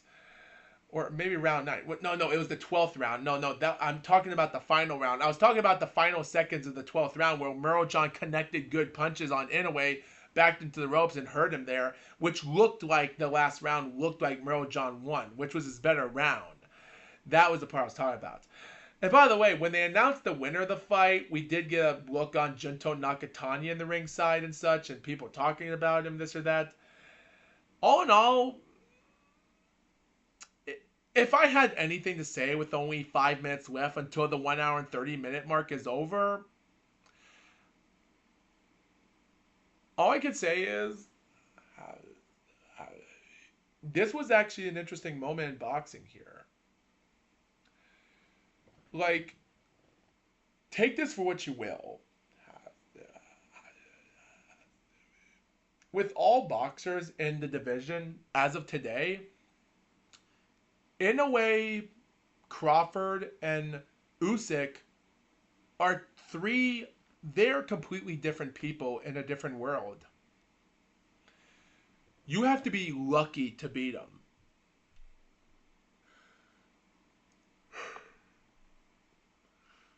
And if you put them together in a ring,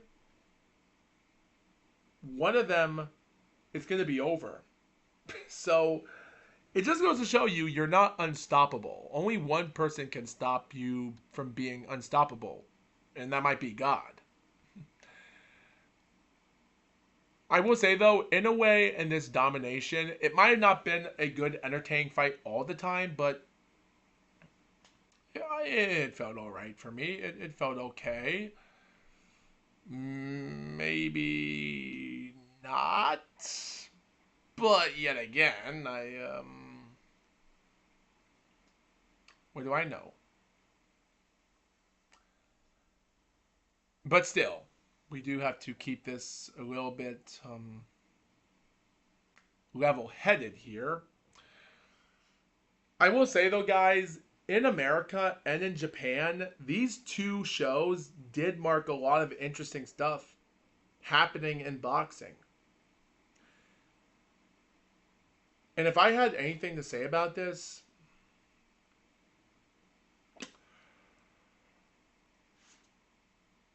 I would say good job for them. Like, there might have been moments that there would have been upset moments in the fight and controversies. At least there were some fights that weren't, and they were legit winners. Whether if the scorecards were questionable, at least the right winner won the fight in the main event. At least Crawford won, Inoue won. They both got their wins legitimately, and they earned it. So that's all I have to say. That's a positive here. Whether there's nothing else positive about this, well, who knows? Anyway, I think the last thing I can even talk about is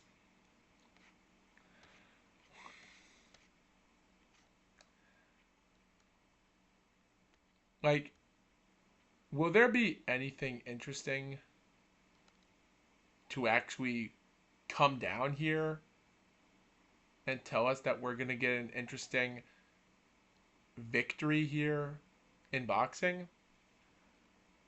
I will say though, guys, with all winners here, I will say this though. And guys, I'm going to take a break right now. I'm going to take a little bit of a drink and a little bit of a water break here for just a moment. But I think my final thought about this entire day is with considering that this is the 100th episode of Mr. Gold Podcast, I found this to be an absolute amazing moment. And even though the Inoue fight might have been the last fight I've ever watched on this entire podcast, on a legit live show, not taped, just live, it was worth it. So all in all, you gotta give them credit for where credit's due. And that right there is the truth.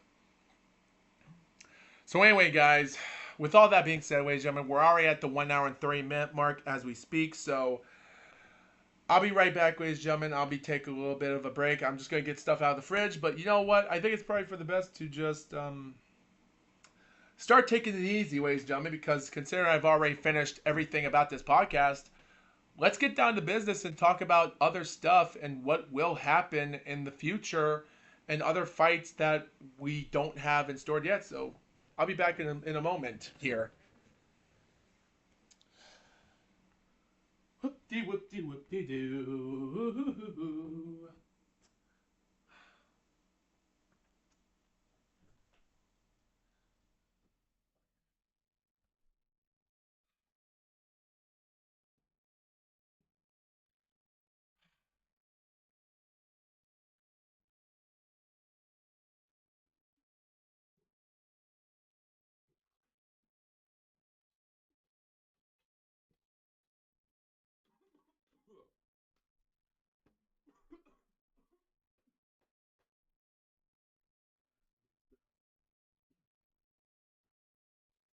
All right. That'll be great. let's let's watch a little bit of this. What to watch? What to watch? Let me see. Let's see. What can we watch here? Let's see. What else can we watch here on TV over here? Give me a second. I'm curious to see what video to find here on YouTube.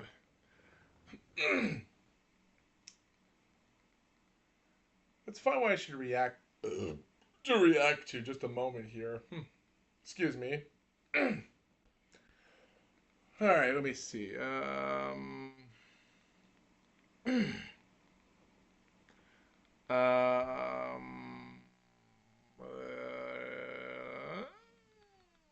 maybe not that. No. Maybe something here.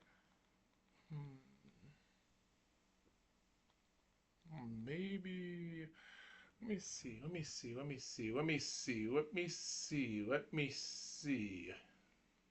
Yeah, let's watch this for a moment and see what we got.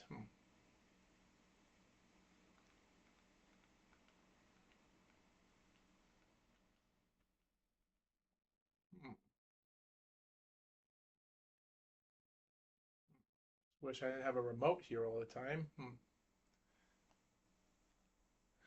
Oh, just let's watch this.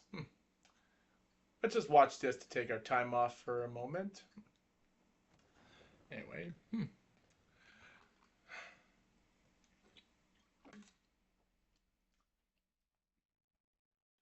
right.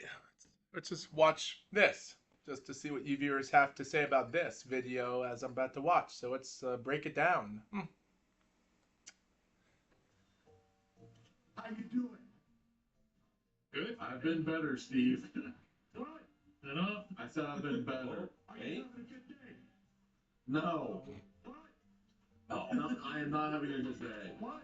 Inches away. I'm having a bad day. Look at me right in the eye, face to face.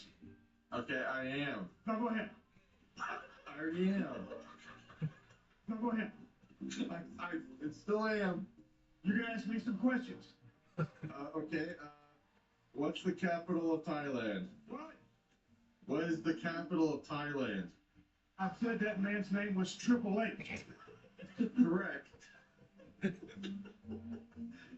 gonna ask me a bunch of questions? Is that what you're gonna do? I mean, you asked me to do that already. That's not what I'm here to do. What am I doing with the chest? You understand me? Not really, not anymore. What? That was a pretty good one for a start. Let's watch this one. See what happens. How you doing? Oh, no, I'm not doing this bit again. Are you having a good day? I'm not going to be another YouTube short. What? I, no. What? Hooks him up, pulls him over, vertical suplex. He almost had to quit. He's commentating with you. Stone Cold punches Drew McIntyre over the top rope. 3. No, just a 1. 3. Nope. That's a count of 2. Flips it around. 3. Listen to the ring. Yep, there you go. You got it that time. What? Shot. What? It's your shot. Oh no. What? Now go ahead. Look, all of yours is not away. 3.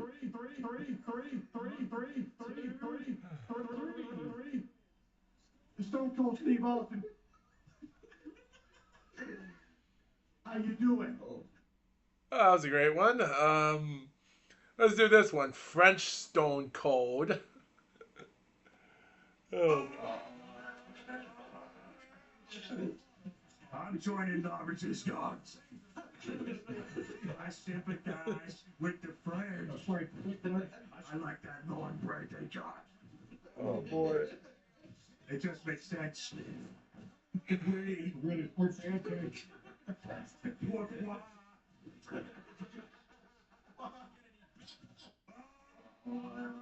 Oh, come on, man. Don't tell me it was going to end like that. That's so bad. Stone Cold's greatest Irish whip ever. Okay, I've never seen this one before. Maybe I have. How about this? How about Stone Cold sends you off the ropes? Oh, yeah. I've seen that one before. I've seen that one. Yeah, okay. Yeah, I've seen that one before from their best. Okay. Oh, Jim Ross has some bad sources? My sources tell me that Oh. Benjamin is not weird enough. What? I've seen that one before. I've seen that one before. You know what? Here comes the big red machine, and I've just got word that he can't wrestle tonight. He was not clear to wrestle in the main event. We live in a space and time vortex. Oh, ladies and gentlemen, I just got word that Ric Flair is not here.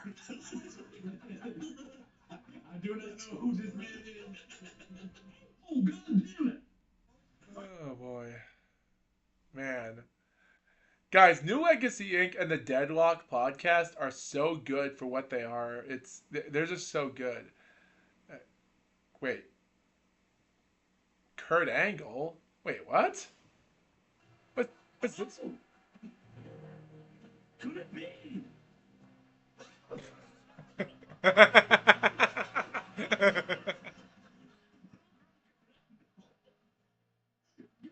Angle here to get a shot at the world championship, and he is dressed to the occasion. Referee. Kurt Angle, the Pilgrim. I mean, you said LTV. Oh, Kurt Angle has to go. He has to go. Oh my, you know, Kurt Angle may look very silly right now, but honestly, when he gets between those ropes, he is all business. Very much. Very much. Yeah. He's going to have to be careful. Champion's advantage means he can't win on a countdown. What? No, oh my God.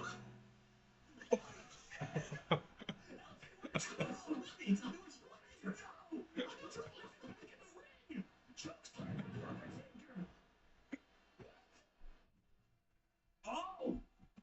Well, that was something. I'll give him that. That was pretty interesting. Man, Kurt Angle is a pilgrim. Oh, Spider McMahon. Spider McMahon.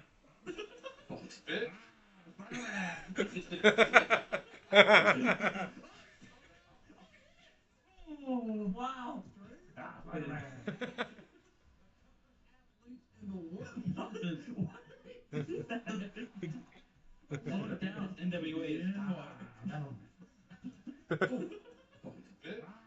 Oh man, that was it. Oh boy. The worst WWE mocap. Man, this is actually more entertaining than I expected. Oh, I've seen this one before. I love this so much. I love the mocaps. We'll take the last ride. Strangest mocapping I've ever seen. Just shooting. You'll take the last ride. Did you do this with gummies? You just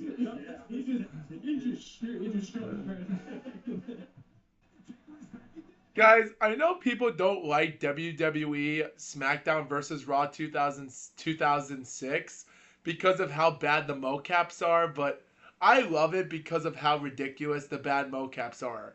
Like the bad mocaps is what makes it so funny. They're just so better than SmackDown versus Raw '05 because at least you have actors voice acting the character you're playing in '06. '07 was fun as well. It was, but man,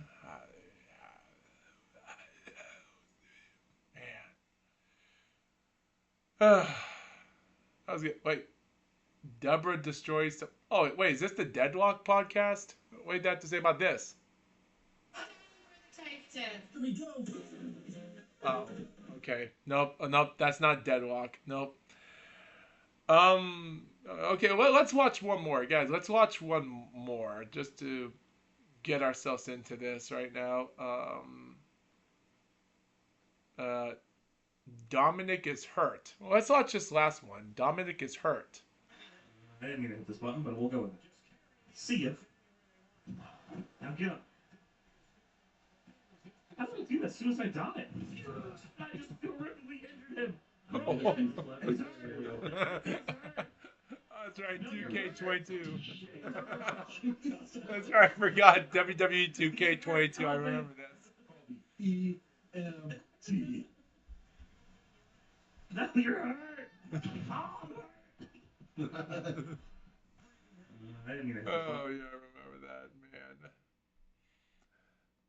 man. Guys, let's get some Jeffrey the Referee, guys. Jeffrey the Referee is awesome. Let's see if there's any YouTube shorts of Jeffrey the Referee. Jeffrey. Oh boy.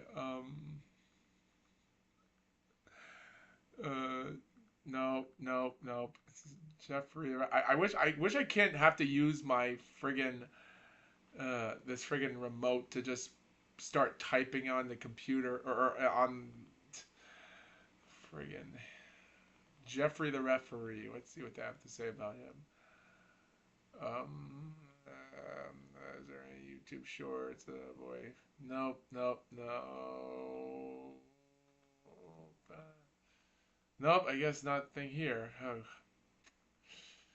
That's a bummer. That's a bummer. Well, that was actually fun when it lasted. Man. Amazing. Oh, that was some entertaining there. Man, it's time to drink a little bit of some mocha here, Starbucks, just to get ourselves back to the energy here. 270 calories. That's a good amount. Well, anyway, guys, with all that being said, okay.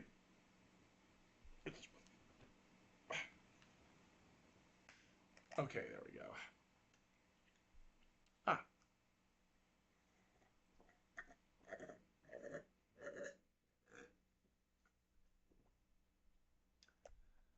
All right.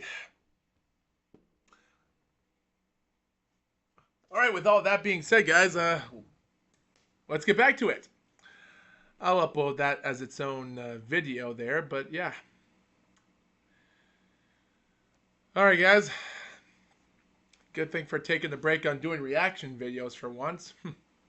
By the way, guys, my YouTube channel, I have done 300 episodes of reaction videos, but I had to delete like 20 of them or a bunch of them right now for a copyright or a dumb reason. So considering on how many... Have I ever seen this one? Oh, interesting. Oh.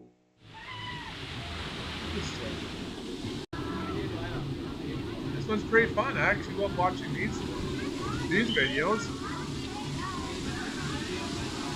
And that woman is pretty fast. What a fast woman. Interesting. I'll go give a subscriber to WaterTube White. Interesting.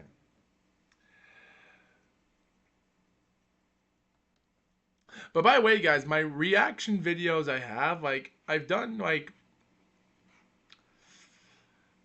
293 episodes of reaction videos right now, which 200. If I ever decide to do like I'm just gonna do as its separate video, guys. If I ever get to do 300 episodes of reaction, that will be it for this channel.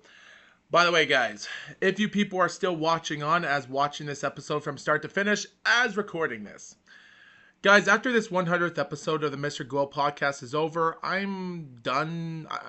If I ever do Mr. Glow podcast again, I'll make another YouTube channel on a different YouTube account or something to do Mr. Glow or just some other content, which is maybe a little bit of some part gaming stuff.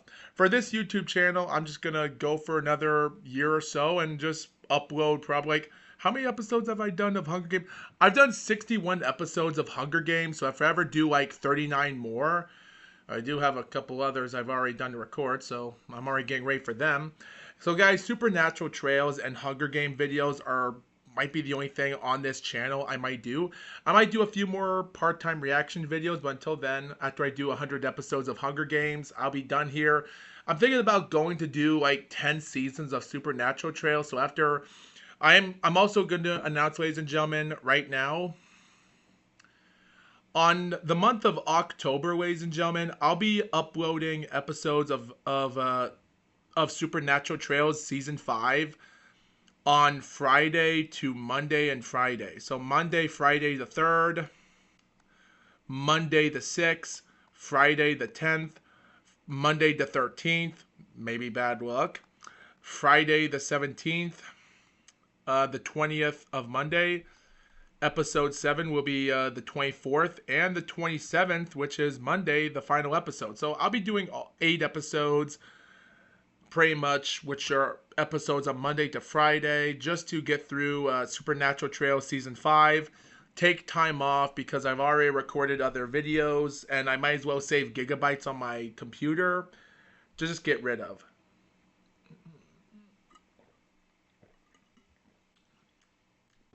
So at this moment, guys, I think it's probably for the best for me to just leave this channel as it is. And I might just do YouTube short videos of just interesting content in the outside world. If I find something ridiculous like car traffic or a semi 18-wheeler getting the traffic blocked together, I'll just do content on that for the fun of it. At this moment, guys, my goal in life right now is if I ever have a video that's a one-hit wonder, like 3 million or 10 million views at this moment, I'll be like, well, at least I'll be a one-hit wonder, even if I'm not a popular YouTuber. But hey, one-hit wonder of a one video is better than nothing, so I might as well do that.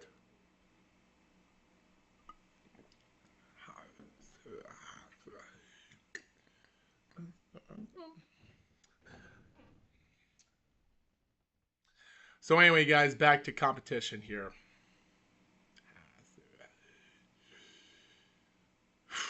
Man, just a lot of things are going to change, ladies and gentlemen. I think it's probably for the best to... And guys, like I said before, it's probably best for me to leave YouTube for a while, but just do part-time stuff. By the way, guys, I've also been going to county fairs or agricultural fairgrounds right now in Maine. Recording, I have went to Oxford Plains Speedway, and guys, if you found that YouTube short video of a lawnmower race and a driver that almost ran over a track worker in the middle of the track, that was in Oxford. I've recorded a lot of videos, but I'm going to go to a different YouTube channel because I'm thinking of bringing back the legendary of Lucas Oil on the Edge, which used to be Brian Olsen and Ken Scout, the commentators and people that used to do Lucas Oil on the Edge, going around other public areas around the world, recording stuff that we've never seen on TV. I want to go back and do that. So I want to do something to do it in nostalgia. So it's probably for the best because I think it's a pretty fun thing to do and to probably talk about. So I think it's actually a good thing. And I'm actually thinking of going to a couple more other fairs and do a few episodes and see what you viewers think. I think it's a good thing.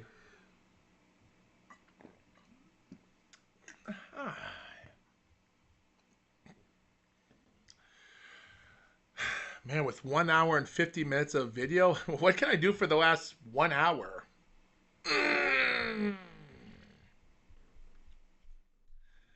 We might as well talk about it, guys. You know what? Let's talk about bare knuckle boxing, ladies and gentlemen, just to see what we got. So, guys, bare knuckle boxing, ladies and gentlemen, let's get into it. So, guys, Kamil Sokolowski did not have a boxing fight in bare knuckle as he should have. It said that he was supposed to fight yesterday ago, and now it says he still has, nothing much. That's great. Leonardo Perdomo went to the Hard Rock Hotel Casino in Hollywood.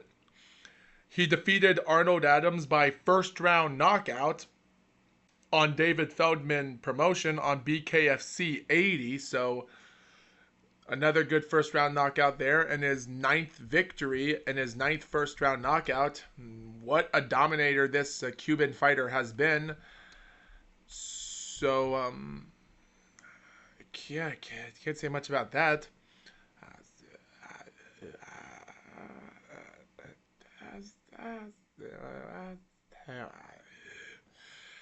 And also, guys, Lucas Brown, at 46 years old, former WBA heavyweight champion, regular heavyweight champion in boxing, had his first pro debut on September the 6th in the Bristol Ice Arena in Bristol, in the UK, by Mike Vasquez promotion on BKB 45 Bristol Brawl. And Lucas Brown won a round 2 TKO victory against a fighter named Corey Harrison, a record with 2 wins and 4 losses. Not much of a start for a pro debut there, but the guy's record had a lot of fights, so he got it. Round 2 knockout. Doctor stopped the fight at the start of round 2 and got the win. So it's actually pretty interesting for what we're actually seeing here, because there's actually a surprising amount of interesting competitors here. So if Lucas Brown does get a heavyweight title on BKB, that would be pretty damn good. So I do believe there's some interesting tough fighters here, but yet again, I do believe there's going to be some toughness in boxing. Oh no, not again.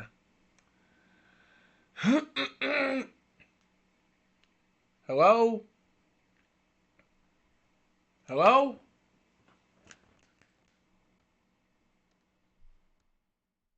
Hello?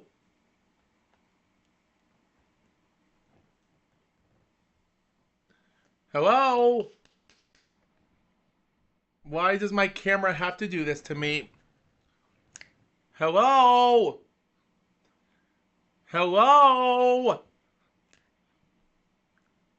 Oh, Jesus, don't do this to me again. Hello? Hello? Hello?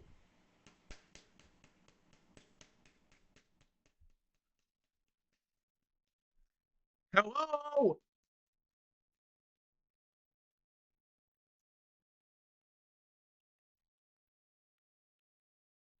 Hello? Why is my camera frozen me? Why is it getting frozen right now? Hello? Hello? Hello? Hello? Oh my God, just give me a break here. Oh my gosh, don't do this to me again, man. Hello? Jesus, my God. Why is my camera frozen all the time? Jesus. Sorry about that. Oh my God. Jesus, look how red my hand is right now from all the spanking I had to do to myself. Right there. Sheesh.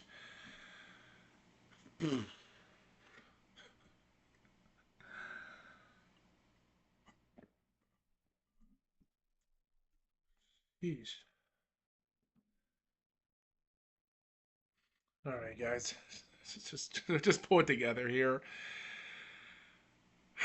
Give me a second. Just give me a second, guys. I gotta catch my breath here. I just gotta catch my breath.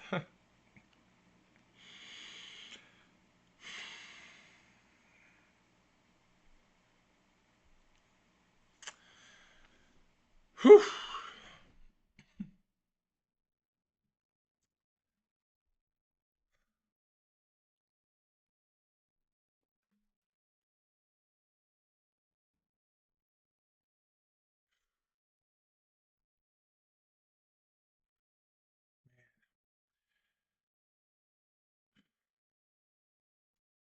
Okay. So anyway, back to the podcast.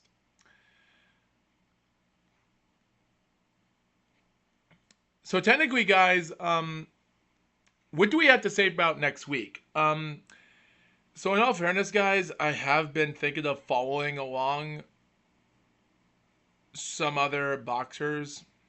A lot of them are in Japan, and a lot of them are females. So keep that in mind on who you're asking. Um, and I have been interested on many other boxers in the division as we speak. So it's pretty interesting. But yet again, I am trying to get some promotion to know who is in the top of the food chambers here.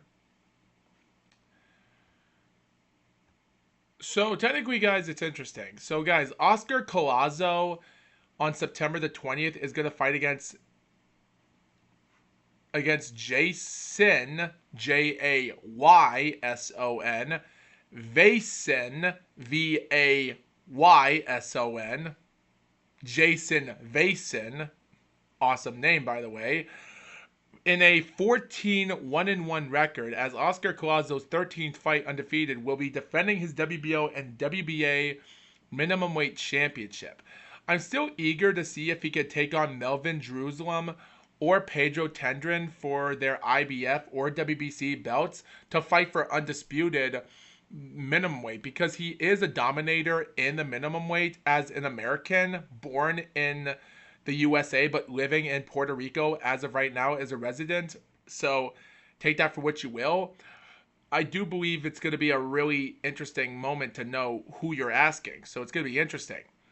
Also, guys, on September the 20th, that same day, we have a Japanese fighter named Maiko Iwasaki, 2-0 at 33 years old, taking on a 2-3-1 fighter in Karakun Hall. And I wish her best of luck to get a good break. Even there is a couple other females that are also that I'm also rooting for in Japan as we speak. So from Kaku Sasaki, no wait, that's a male fighter. My bad. A Suzanami Balu, which 5-0-1, but can't say if she has what it takes. But you'll never know. And also, guys, don't forget about Madoka Wada, a 4-0 undefeated Japanese woman, former of atomweight and minimum weight fighter, is fighting against a 10-5 fighter for her Oriental and Pacific Boxing Federation minimum weight, also in Karakun Hall on September the 20th. So, guys, get your tickets if you're from Japan right now to go Saturday in Karakun Hall, because it's going to be interesting to know what competition is for female boxers. We also have a debut fighter named Reira named Reira Kobayashi in her debut for 6 rounds against a woman named Ayumi Shuzui, the woman that had a 3-0 record, but her last fight ended by a 6-round TKO loss in May, which gave her to become a bust in boxing. So we hope this woman in her debut will pick up that win. So there's plenty of a lot of females on September the 20th, and I do want to give credit to know what credit's due. It's going to be interesting to know who has what it takes to for another woman, because it's going to be interesting. Weird. But also, guys, on September the 26th, also in Karakun Hall next week, which will be on the 26th of Friday, another week later, we're gonna have boxers in the heavyweight. So here's the thing for heavyweight: we have other fighters for the WBO Asia Pacific lightweight title of Shu Utsuki versus Wira Mikam. Both guys with 16-1 and 19-1 record. So interesting enough there. A 5-0-1 fighter named Shota Kajino for the Japan Boxing Commission Japanese Youth Super Featherweight vacant title against a 6-6-1 fighter. So hope he wins that fight. And of course, a couple other fights for a minimum weight.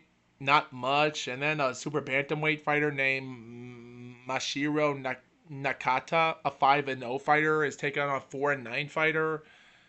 Good luck with that fight. And then we have a debut fighter named Mato Nakai in the flyweight, taking on a 19-10 fighter. Yeah, good luck with that guy's debut. And of course, we're still looking for update of another fight happening. But the fights I'm interested in right now is fighter such as the two heavyweight fights in boxing. We have Musa Nakano ranked number 1140 against 1005 Ken Onuma. Musa's 2-0 and Ken is 1-0-1. Good. And the second heavyweight fight is going to be Muhanaiwi Nurtai, a 2-0 fighter that's ranked number 188, and he's from China, by the way, so keep that in mind. Taking on 2-0 Naoyuki Matsuda, ranked number 602. And he's actually 6'1", and the Chinese fighter 6'1". Now, guys, in all fairness, guys, I do want to give luck to one of these boxers to actually be the next heavyweight to box, because considering this is a tournament, I am going to make another a 10-minute video next time in the next couple weeks to just support these Japanese fighters, because I do want to support Japanese boxers in a heavyweight, even Chinese boxers as well, because even though Zhou Zhang is not going to get a heavyweight title shot, no matter how hard he can try, which I want him to get a heavyweight title shot, even if it's against Kubrat Pulev for the WBA regular, I still want to see that. I still want to. Even if he loses, as long as he gets a title shot, fine. Give them a chance. So I really want to see if these Asian boxers can get that one little lucky opportunity, even if it's for a Bridgeweight title. And if they win. But who knows? Because we did have one Japanese boxer in the cruiserweight that went to America and won the WBF Federation title in 2000, I think it was. What was that name again? I gotta look this information up again. I have talked about it before, which is ridiculous. Sheesh. Type in Japan again. All right, guys, I really want to support Japan and give them a chance to make it to the big time. And that's what you want to do. What's his name again? Yosuke Nishijima, yes. And that guy defeated Brian Laspada by 12 rounds of unanimous decision to win the WBF World Boxing Federation World Cruiserweight Championship. Even though the WBF is an alphabetical minor weight division of a organization, it's a minor weight organization, not a major, I still count it as a world title, which should still be deserving for a champion. So, considering a Japanese boxer in the cruiserweight still did that in 1997, it's possible we might see a Japanese fighter to maybe win a Bridgeweight title. Like, hey, a Polish fighter did it a few years ago. He lost a year later, but hey, he did something. So maybe a Japanese fighter can do the same and maybe get a good heavyweight title. So I'm trying to wish the best of luck for Musa Nakano, Ken Onuma. Well, Onuma is 1-0-1 with one draw and a one win, so who knows? But if he wins, good for him. Naoki Matsuda, I do want to give him credit to try. And Mahunahai Nyurtai, I gotta pronounce that guy's name again. I'm not good with Chinese names. I'm only good with Japanese names. But I still wish Nyurtai luck for him. He is ranked under 200 in BoxRec. And Naoki's ranked 602 in BoxRec. The other two fighters, like I said, 1005 and 1140. Still, hey, it is a tournament after all. So whoever wins this, I will follow a video up about this. I still want to give them credit to try to get some stuff done in life, and just for the heck of it.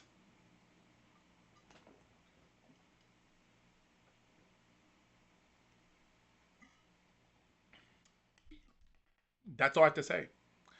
So, in all hindsight, guys, I still want to give Japanese boxers a chance to make it big. And I know a lot of you fans don't know who these guys are, but I want to give them a chance to make it to the big time. Give them a chance. And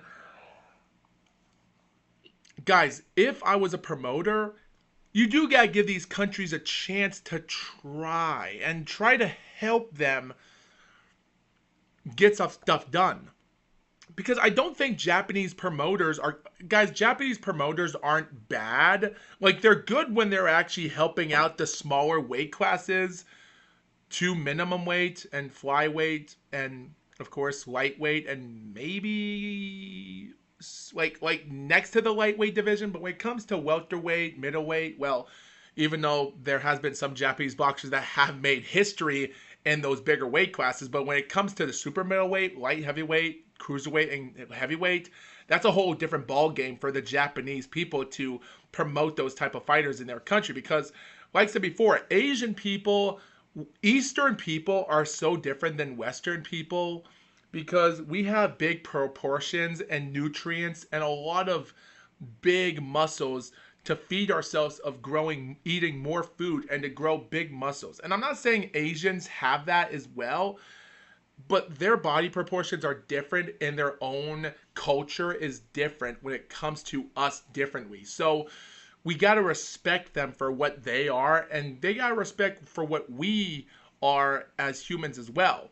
And we have plenty of other countries in America that are not just foreign people. We have Colombians, we have Asians, we have South American people here, we have Jamaicans, and we have other countries. We don't have Samoan people here. We have other African countries and other people from other African areas that are living in the USA and other people I've met. So it's pretty much, it's a different organization differently.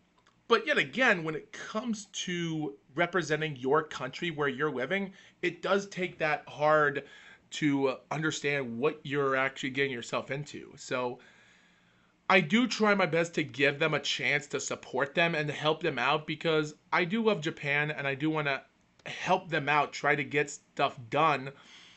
Even if they don't get a good heavyweight champion, but they still get a lucky push one day, it might just give them a chance. Just give them a chance. And if they failed, well, you tried. But speaking about trying, guys, the northeastern of New England, United States, has not been kind to us people when it comes to promoting who the next champion is. And yes, I know people are saying Katie Taylor lives in Connecticut as a resident, but she still represents Ireland where she was born, as she's living in Connecticut, as she is a citizen in America right now, still representing Ireland. And so she's partly half of a New England woman, but still Irish. Well, part of the ocean is where she was, so still, yeah. But yet again, like, I don't count it, but there is one fighter I do think that might not have a chance named Kevin Nagel, and he is a 10-0 fighter taking on Harold Roy for the USA Massachusetts State Heavyweight title and the WBC USA Silver Heavyweight title, which good luck, because if he actually retains out that title and wins the Massachusetts, at 41 years old, ranked 245, I don't know if he'll get a good push, but if someone does call him up and get one lucky fight day one day, good for him. But we also have another fight that same day on the 27th named Tam Thibault. Tam Thibault is going to take on a 1-0 fighter named Cristina Mazzotta from Italy, a woman with her first victory. She won in July a couple months ago, so it's going to be just a little bit of a tune-up fight to get her back to the ranks a little bit. She's ranked number 2 in the middleweight, and she is trying to get a title shot this moment, so... But considering Tam Thibault is still on the young side because she's fought since December of 2024, she's picked up some surprising wins right now, so I guess they're just trying to give her a little bit of a breathing space, but to still keep fighting. So who knows? Who knows? Also, guys, we've heard that Jonathan Goudry is also going to fight again on October the 17th after out of the boxing ring for a year and a half right now, since April of 2024. He left Don King Promotions after his November 2023 fight, so he's going on with promoter David McGovern for Banano Boxing, which is interesting. And ladies and gentlemen, we've also heard that Ikabuchi already had a fight some weeks ago at the age of 52 right now, which again, I just don't see anything good coming into that, but sure, whatever you say. And I'm still waiting if we have any reports, because I think, because guys, we also have another report in boxing, as we have, of course, we have our old 60-year-old fighter, which is, of course, Lennox Lewis's opponent, Oliver McCall. Because Oliver McCall is... guys, people say that Oliver McCall is going to fight in a couple more months until November, which was his debut in 1985 for his 4th anniversary, so he's going to have one more fight. His last fight ended in a split decision draw, which was not good, and if he does get one more fight into him and wins the last fight, good for him at 60 years old, good. First world champion at 60 years old. I hope it ends on a happy note for him. Give him a crappy fighter, it doesn't matter, just end it all. If we do get lucky to have him and Mike Tyson fight each other, which that would still be awesome to watch either way. It's actually a lot better than Floyd Mayweather and Mike Tyson. I don't care about that, and I'm not going to talk about that bull crap. It just goes to show you, it's just ridiculous. Also, guys, we also have Gustavo Trujillo, bare knuckle champion. He's going back to the professional boxing again, and this time he's taking on a 35-13-1 longtime journeyman of Juan Camilo Novoa in a 10-round fight. So he's going back. He's ranked number 111 heavyweight, but yet again, who knows if it's the right time to do it, but he is getting a big push in bare knuckle boxing. So if he does retire from bare knuckle boxing and comes here, I'll give him a chance. Also, guys, on November the 7th, 2025, live in the Tropicana Hotel and Casino in Atlantic City, New Jersey, Bruce Seldon Jr., Bruce Seldon's father, his father, which is actually Bruce Seldon's son, Jr., he was the one that was the WBA heavyweight champion in 1995, but lost it against Mike Tyson in September of 96 during the Tupac Shakur when he got shot. And of course, it was the time when Seldon's father took a couple dives when it wasn't connected by Mike Tyson just to stop the fight. And they said it was fixed, which, yeah. Bruce Seldon Jr. is ranked 229, and he's going on promoter Larry Goldberg. Larry Goldberg by Boxing Insider Promotions. That's a pretty interesting name, Larry Goldberg. I don't know that guy, but I'm about to know more about him if I wanted to. But also, we also have Otto Wallin. Otto Wallin is coming back as well, that same show, and he's going to get his next comeback fight. So good luck for those two heavyweights. We have a new upcoming star as a father and son, and see if we get another heavyweight champion for a father and son. And Otto Wallin, we'll see. But yet again, the guy already has six knockout wins and a decision with 5 first-round knockouts, 1 second-round knockout, and a 4-round points decision. His first 6 fights were in 4 rounds, and his last fight was a 6-round fight, so this is another 6-round fight. But we don't know who they're going to fight, but yet again, I still wish both of those guys best of luck. And also, guys, on November the 8th, ladies and gentlemen, we're going to go back to the state of Maine in Exposition Building in Portland, Maine by promoter of Portland Boxing Club, Bobby Russo. We have Wade Faria in a 4-round fight for his 5th professional fight to help out the state of Maine and the New England territory to get another fighter in the championship since the one and only Joey Gamache in 1990s. So we'll see. And even though Joey Gamache is a 3-weight class champion, 2 majors and a minor weight champion in 95, which was his last championship in over 30 years. I think I'm right. Let me look that up if I'm right. I just took an uneducated guess on that if it was. He was the WBA super featherweight in 91 and the WBA lightweight in 1992. But what was that last fight? 1996 when he defeated Rocky Martinez for the vacant WBU light welterweight champion, or as they would actually not call it the light welterweight, but the super lightweight. What is it? The super lightweight? Kind of super lightweight for the WBO, obviously light welterweight champion. So, well, I wouldn't call it light welterweight champion, as we would just call it pretty much the super lightweight champion or the junior welterweight, whatever you like to call it. So he was the WBU.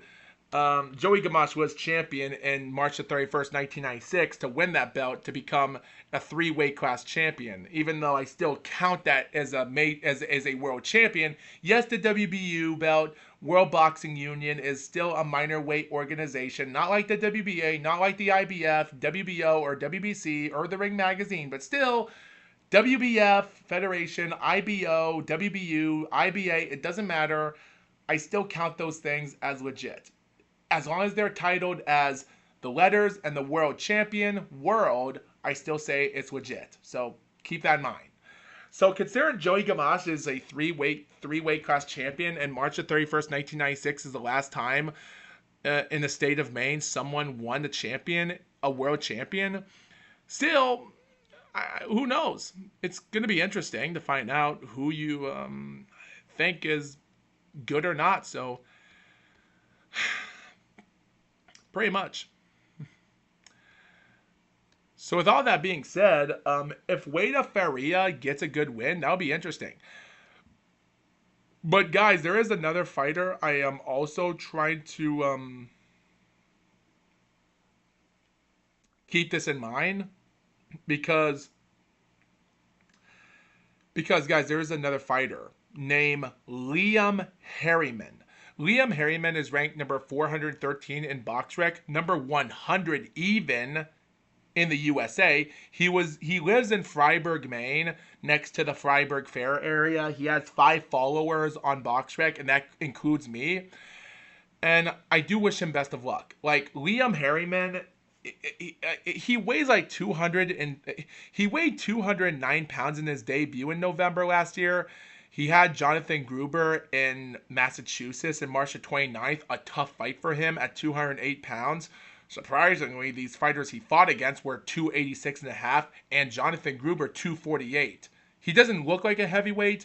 He looks like he should be in the bridgerweight or cruiserweight. And I'm going to get to that in just a second. He took on another fighter that was 0-3 in June the 14th. He was 203.5 pounds. And I kind of like that his first 3 professional fights aren't that much. But, like, guys, I think it's interesting that Alexander Usyk's 3 out of his 4 first professional fights in October 2013 to May of 2014 were heavyweight fights. Before his 5th professional fight, he stayed in cruiserweight until the end of 2018 in those years. So I think it's interesting that Liam Harriman is doing the same thing. And guys, if I was in Liam Harriman's shoes, I would just sign in to the bridgerweight weight division, get some luckiness there, and to see if he gets ranked or get a lucky push, someone will give a title shot away, and maybe the IBF or WBO will give a lucky vacant title to bring the bridgerweight division to life. And maybe Liam Harriman might get lucky and he might pull out something to help the state of Maine to win another champion. I know the Bridgerweight division is not a major weight class yet, but yet again, I think in my mind it will be in the future. I don't like it, but if it helps the state of Maine to win a major belt in the future, it might as well be in the Bridgerweight, because I don't think Liam Harriman has what it takes to be in the heavyweight. Cruiserweight, 25 to 75, maybe. But if he stays in the Bridgerweight division and stays into that, he might be in a 50-50 chance to get lucky and to get to a sign up with, to get some luckiness in their boxing rankings. And if he gets that push, he might get lucky. Is he a good fighter? I do want to see if there's any pointers for him in the future, just in case. So I hope Liam Harriman gets lucky, because I am trying to get some pushing here to see. I am not trying to needle him as much, but trying to give him some advice that might work just in case. Because it's probably for the best to do some other interesting things, because if you want to hit the big time, you do have to get lucky on where you're going. And I just hope there's a chance that this might help him in the future. Maybe. Still, who knows? Who knows? So anyway, guys, with all this being said, guys,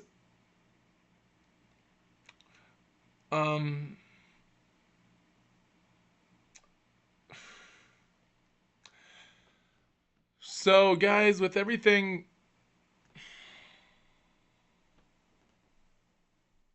oh, not again. Oh boy, oh boy, oh boy. Not again, not again, not again, not again, not again. Oh boy, okay. Good. So David Benavidez, ladies and gentlemen, rocking hard right now. David Benavidez, his next fight is against Anthony Yarde, 27-3, and November the 22nd. And I do have a feeling this might be tough for him to get to that weight class, depending on who you say might be there. So I don't know much about it. And also, Abdullah Mason, I'm also rooting for to understand where he's going. With a record of 19 wins and 17 knockouts in the lightweight, and him getting a fight against Sam Nooks in Saudi Arabia as well, just like on David Benavidez promotion fight. And we also have other fights like Brian Norman Jr. versus Devin Haney for the WBO World Welterweight, and just like the Jesse Rodriguez and the Fernando Daniel fight, keep that in mind. And Dion Nicholson will take on Artur Beterbiev for their light heavyweight contest. So good luck for Bob Arum, Devin Haney, and Samson Lulikowski, Leon Margulies, and Frank Warren Promotions to work on with the Night of Champions pay-per-view on November the 22nd. So it's going to be an interesting show, I will say that, but who knows what's going to be good and what's going to be bad.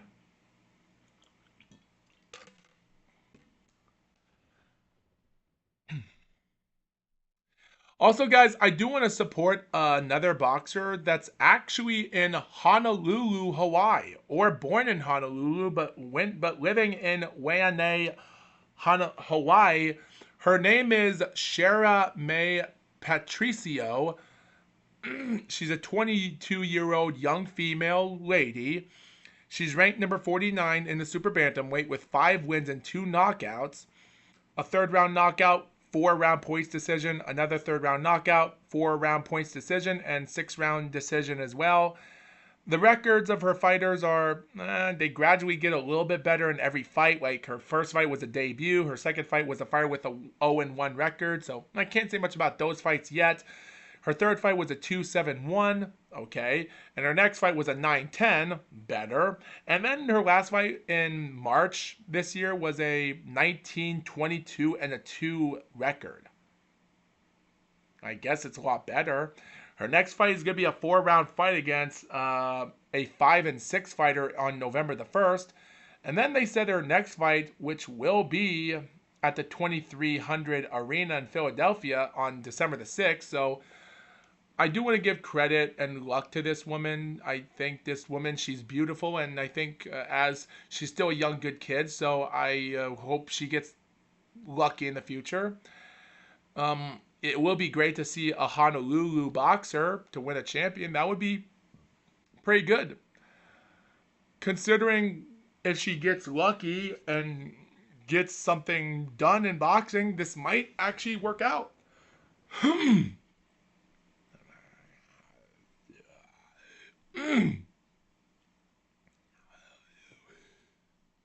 I will say though, whoever has any,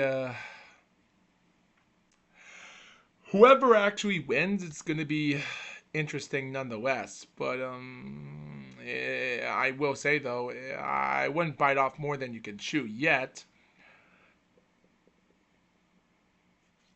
Yet. But yet again, there is still a lot of other fighters in the division. Whoever you ask, who knows? I think there's going to be other opportunities in the future as we speak. And when it comes to boxers around the world, it's going to be a doozy to talk about. And that is because for a lot of reasons. Because I did read a lot of stuff here, guys. Considering with everything going on in boxing as we speak, there is still a lot of other tough fighters in the division right now trying to box their way to make it to a championship. Now, there's still a lot of undefeated fighters here with Inoue, Nakatani, Crawford, Stevenson, Jaron Enos, Benavidez, and forget about Javante and Devin, Rodriguez, Alexander Usyk, Raymond Miratala, Yanibek Alamekanui, and with Nick Ball, Brian Norman Jr., can't say much about them. Bakram Murtazeliev, I don't know about him. Alexander Zayas, Virgil Ortiz, there might be stuff for him there. And Jermel Charlo, I just don't see him staying for very long. And Rafael Espinoza, maybe. Jai Opataya might dominate a good cruiserweight run, but in heavyweight, he might as well stay and wait until Alexander Usyk retires, because I just think it's probably for the best to let him retire and then go to the division. So maybe he should box a couple more cruiserweight fights and we'll see where he goes. And then, of course, Agit Kabayel is ranked number 2 in the heavyweight. And it's interesting enough to know where he's going. And I don't know. And then you have guys like Richard Hitchens, and also Oscar Collazo as well. And like I said, Diego Pacheco is 24-0. There's some decent, interesting fighters here in the division that are still a big threat as of right now. So who knows? Pretty much. And also, guys, there's still another fight also on October the 25th. We still have Tom Brown Promotion and Samson Lukauzis on the MGM Grand Garden on October the 25th on Amazon Prime Video pay-per-view with Sebastian Fundora, Gabriel's brother, versus Keith Thurman for Super Welterweight title. And we have Stephen Fulton getting his comeback fight with the WBC World Super Featherweight title against Shakur Foster, who of right now is the champion as we speak since his win in November last year. And Shane Mosley Jr. is fighting for the WBC Interim World Middleweight title against, who guess it, Jesus Ramos Jr. And the WBC, and considering that's another kid taking over for his father for champion, good luck. 22 wins and 4 losses, not good. And even Ramos is 23-1, so good luck if he wins.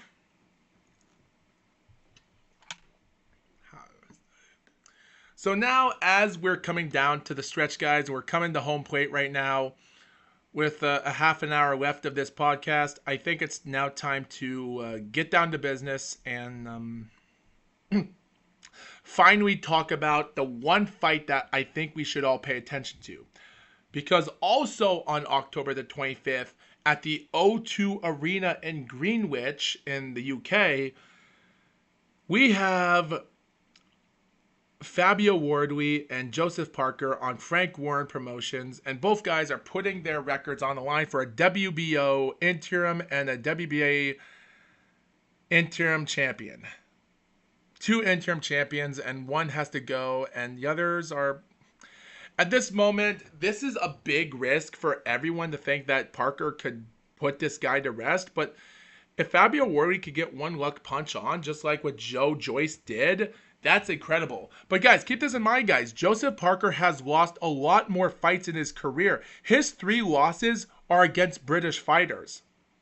I'm not kidding. Guys, keep this in mind. He lost against some decently interesting fighters in his career against British opponents. And there is a lot of interesting stuff to say about that. Seriously, because when it comes down to it, Joseph Parker has had a hard time defeating British fighters in his career. And it's tough to say that. Because whatever you can say that Joseph Parker could defeat Fabio Wardley, that doesn't mean that the British boxers are still going to have one interesting little sneaky little move that can end your run just like that. And Joseph Parker barely escaped danger in some fights. Because after he defeated Andy Ruiz to win the WBO champion in December 10th, 2016 by majority decision with 2 scores going 115 to 113 and 114 even by 1, he still managed to defend the title against a nobody in May, and then months later he took on Tyson Fury's brother in September 2017 named Huggy Fury, got a 12-round majority decision there, first British fighter, not bad. He lost against Anthony Joshua in March, the first guy to go 12 rounds decision with Joshua's, which made Joseph Parker a tough dude. And he did got knocked down by White 4 months later in July the 28th. He knocked him down in round 12 as well, but White got back up and recovered to barely win the fight by unanimous decision. So 3 British boxers in his last 3 fights, and it was 1-2. So yeah, it wasn't much of a good thing for Joe Joyce at that moment. But he went on, fought some other fights with Alexander Flores, Alex Lepay, Shondell Terrell Winters, and then Junior Fa, which was one contender that was promising, but then became a bust. And then months later, he took on Derek Chisora, and Chisora scored a knockout in the first round against him. He barely recovered, winning split decision against Derek Chisora. And that was like a 2-2 tie. He had a rematch with Chisora in December that same year and knocked him down a few times. And surprisingly, Chisora still made it a tough fight to barely win like almost half the rounds in that fight. Almost. But the knockouts is what helped Joseph Parker win that fight. So I guess 3-2 or 2-2 if you still think it's the same fighter, but still 3-2. And then in September, he wasn't in the right shape to fight against Joe Joyce that night in September and lost by his first ever knockout. And the score was 3-3 by even for it. And then suddenly in January 2023, he took on a 20-1 fighter named Jack Massey from the United Kingdom, which was an easy 10-round fight. Well, almost, because the scorecards were 96-93, 97-92, 97-93, favoring Joseph Parker, the winner in those 10 rounds. So even though Massey was deducted 1 point for holding in round 8, but still, he got the job done. Defeated Faiga Opelu, and then after May, 5 months later, he ended the Canadian boxer Simone Keane. And of course, we already know what happened after that fight. 2 months later, he got a break against Deontay Wilder, won. And then in March the 8th, my first ever podcast talking about, Zhang knocked him down in round 3, and then after 6 rounds, Parker was dominating him by round 8. He got knocked out again, and Zhang was still making a tough comeback, but those last rounds were all Parker and barely won. He defeated Martin Bakali, who is actually from the country of the Congo, but living in the UK, so take that for what you will. But yeah, again. So at that moment, the score was 4-3 British boxers. So Joseph Parker's 7 professional fights against British boxers is a score of 4 wins to 3. And even though Jack Messé isn't much of a fighter, but the guy did give a hard fight for Joseph Parker to win that 10-round fight. So barely capped. The guy's record was 20 wins and 1 loss after all. So I gotta give it to him. But yeah, Parker's career against British boxers is not good. 4 wins and 3 losses. Yeah. And he lost against some great fighters. Dillian White, and even though Joe Joyce before Zhang, still tough, and Anthony Joshua, yeah. Still, 33 years old, he's boxed for 13 years, and if he does have another several good years left in him, until maybe 2032, I still think Joseph Parker can still get a good boxing career done until 2032. Maybe 2030. So, at the end of the day, I do think that Joseph Parker is going to have a hard time. Fabio Wardley, on the other hand, I do think Fabio Wardley is going to have to get some interesting stuff done because he could still put out an upset victory against Joseph Parker. And keep this in mind, guys. 6 out of 7 of those fights against British boxers, one of them has ended by knockout. Like I said, Joseph Parker won 4 British fighters, one by 2 fights and the other 2 by only a single fights, all by decision. White and AJ got them by decision as well, and Joe Joyce got by round 11 knockout in a 12-round fight. That's the only knockout fight in the British boxing fight for Joseph Parker, and he lost. So this fight might almost go 12 rounds the distance. And maybe Fabio Wardley might get lucky for a knockout. But if Parker does win by knockout, that will bring out some interesting factor there for what Joseph Parker might do, depending on who you ask. So it's going to be... Who knows? It's going to be interesting. But yet again, I would say... it's going to be interesting. Like, I'm sorry for flabbergasting here and making a lot of weird sounds here, but I'm still hesitant on what I believe might be the truth. Like, I have a lot of theories here, and I just gave them to you, but does it really matter? It should, because it just makes you viewers wonder if Parker's going to win this fight, or if Fabio Wardley's going to win this fight, or the fight might end in a draw. Like, guys, depending if Fabio Wardley does win, if it's like a wild knockout punch, or else he'll win by points. Because, guys, Joseph Parker does get knocked down in fights. But he does have that kryptonite to get back up, to keep boxing. Either way, like, he's been involved with it with a lot of British fighters, and even Zhilei Zhang himself. So people have knocked down Joseph Parker before. And he has gotten back up. So even if Joseph Parker does win, does he deserve a title shot with Alexander Usyk? The thing is, Alexander Usyk does know about those knockouts that Joseph Parker was involved in, getting knocked down by those fighters. So that is going to be the tipping point on what Usyk has to do if he has to get things done. So that will play a factor on what Alexander Usyk's strategy is.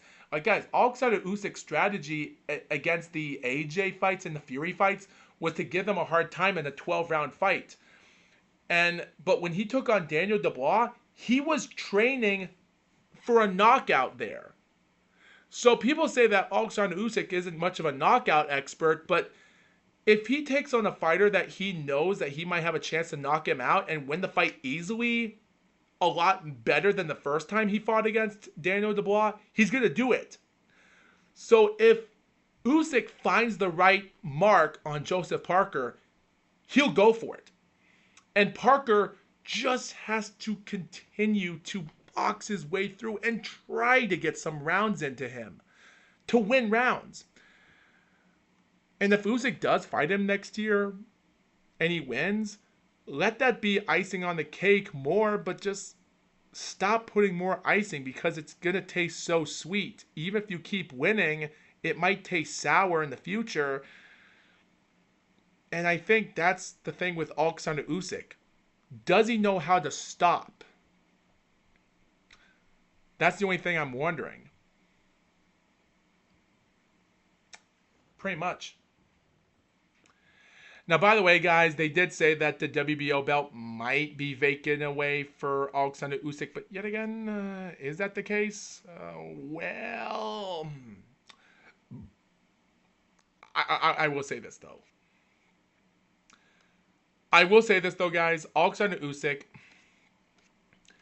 as of right now, Alexander Usyk is still undisputed champion. As of right now. Excuse me. Even though the first time he was undisputed champion, he was undisputed for a full month until the final week of June, 1 month after his win against Fury. Since July the 19th,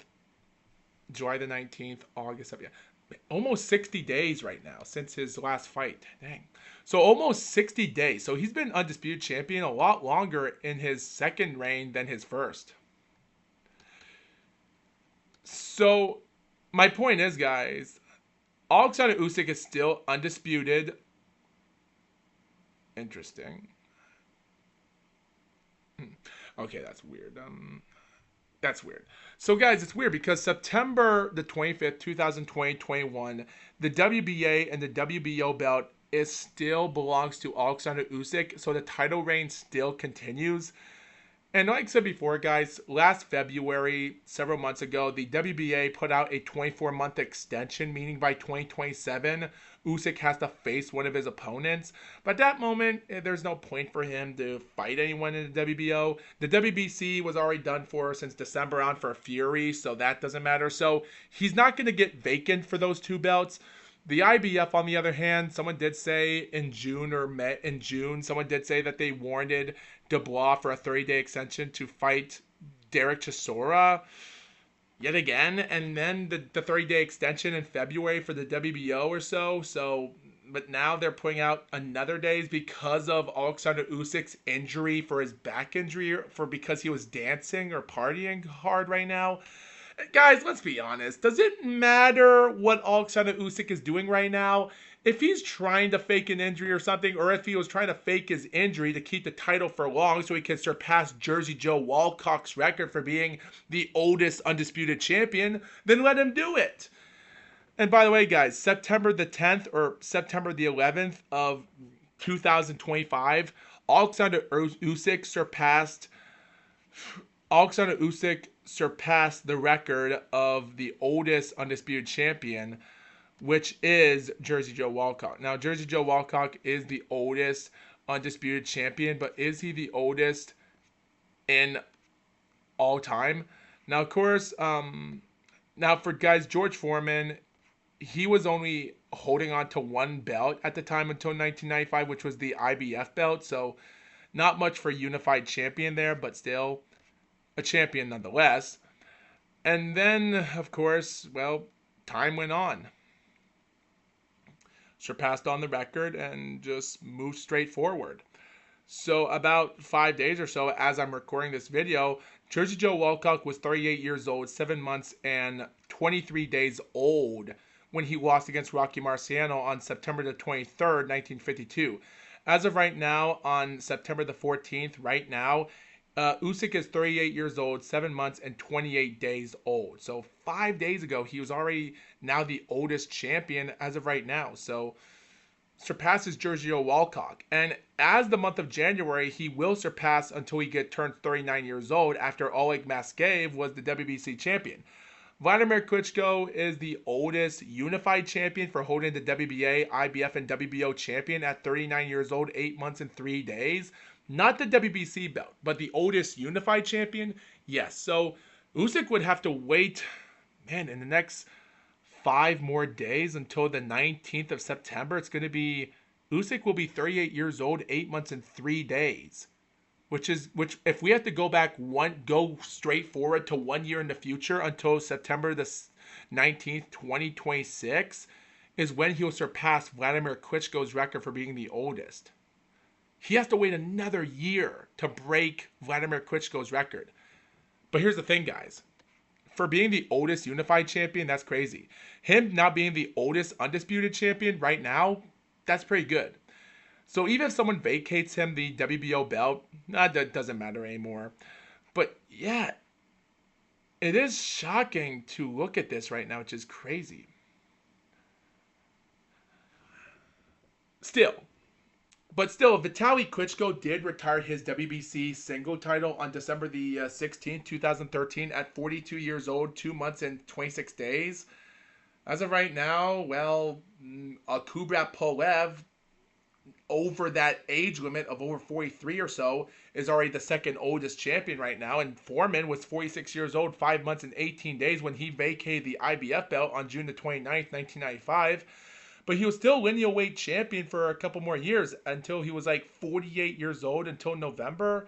Like, how old was Foreman when he lost against Shannon Briggs? Like, he was like 48 years old and 48 years and 316 days old.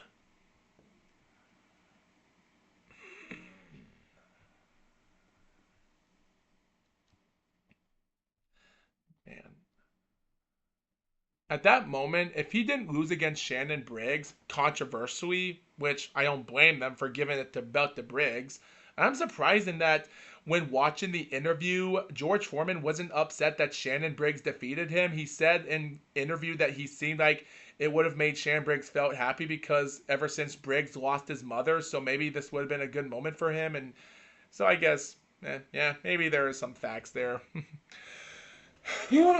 So of course I don't think Alexander Usyk is going to take that record away. So, but Vladimir Klitschko, so yeah, maybe. Still, he is the second oldest unified champion of all time for oldest. So him being the oldest undisputed champion, that's pretty good for where it was. I think Usyk is the top man in competition, and he's the year is 2025. Guys, at this moment, Usyk fought since 2013, and it's only been 12 years of boxing for him. 24 wins, 15 knockouts. If he goes for a 25th fight, because guys, he did say a few months ago that he had 2 more fights left in him. And then, of course, after the Dubois, he said 2 more. Makes no sense. So he defeats Dubois, means that he has 1 more fight left. That's my whole point. So yeah, after this, that's it. And he gets the fight win, and that's it. So, but yet again, I would say retire now for the fun of it. Usyk has done some devastating moments in boxing. And I do believe if one moment comes to an end, it's pretty interesting to say the least. Man, no offense right now, but is my hair not growing? I can't see the hair above my eyes there. It's kind of weird that my hair isn't growing that much as it should. I guess that haircut I had a couple months ago kind of stopped it from growing. It's only been 2 months since I had a haircut. Interesting. Seems like part of my hair is just not growing all that much. Interesting. Anyway, guys, for all that being said, so I kind of like it the way it is right now, so that's not bad. It's not long, but it's not short, so that's pretty good. I kind of like it the way this hair is. So anyway, guys, I do say this though, because we only have like 12 minutes left of this podcast. I just like to say thank you for some of the people that have helped out. Even though Clarissa Shields is actually the #1 most viewed videos on my Mr. Gold podcast, which is kind of hilarious for me to talk about it, that every time I get a Clarissa Shields video on my title video on Mr. Globe, people just watch the videos and get over hundreds of views. So Well, considering that being a surprise, but hey, what else can you say about it? Some people like it, some people don't. What else can you say?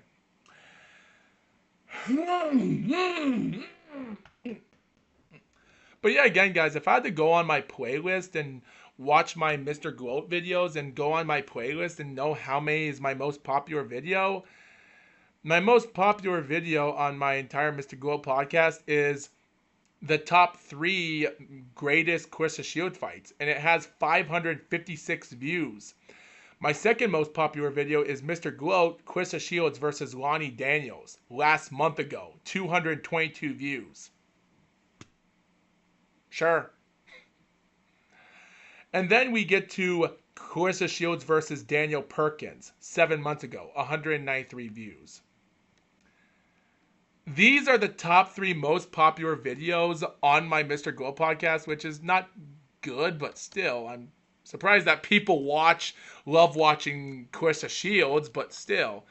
Or I guess the title of the video, the algorithm, is what got it. Like, I have 971 views total on those three videos, which is not good. I always think of them as being triple digit numbers for being 971,000 views total. And I always think about those numbers being doubled. I don't know why. Maybe I just want it to be true. My other videos that have 100 views on, well, Mr. Gloat, Shakur Stevenson versus William Cepeda fight cards, which was uploaded a month ago, that has 100 views even. And it was a month ago. So I'm surprised that last month ago, I now have two videos that have 100 views. That kind of weird. It's kind of funny that the last months of my content, I'm finally getting some views. Interesting. Even my title videos, such as Deontay Wilder and Alexander Usyk last fight 2026, was just a fun, ridiculous video prediction I was predicting there, but it's not coming true for me. Or Are You Ready for the Third World War, which is just another term word for it's just another. It was just another like a term word for a war for competition boxing is what I meant. So it's not what you viewers think. It's just an expression. But still, I'm surprised that video was uploaded 2 months ago and I have 77 views. Yes, some of these videos just don't get a lot of views talked about. It's weird. But considering what's being done, and it's even weird because, guys, last year ago, I do the Mr. Glow podcast, The Road to Undisputed Heavyweight Championship, the ring/lineal, and there's a thumbnail of me having my hands up like this, but my hair is so damn long that I'm like a hobo with like a Beatles hairstyle. That's the weirdest. Yeah, guys, I get to already express that having long hair is not a good idea. Oh, great. Oh, great. Now my camera's just blocked. Hello, hello, hello, hello, hello.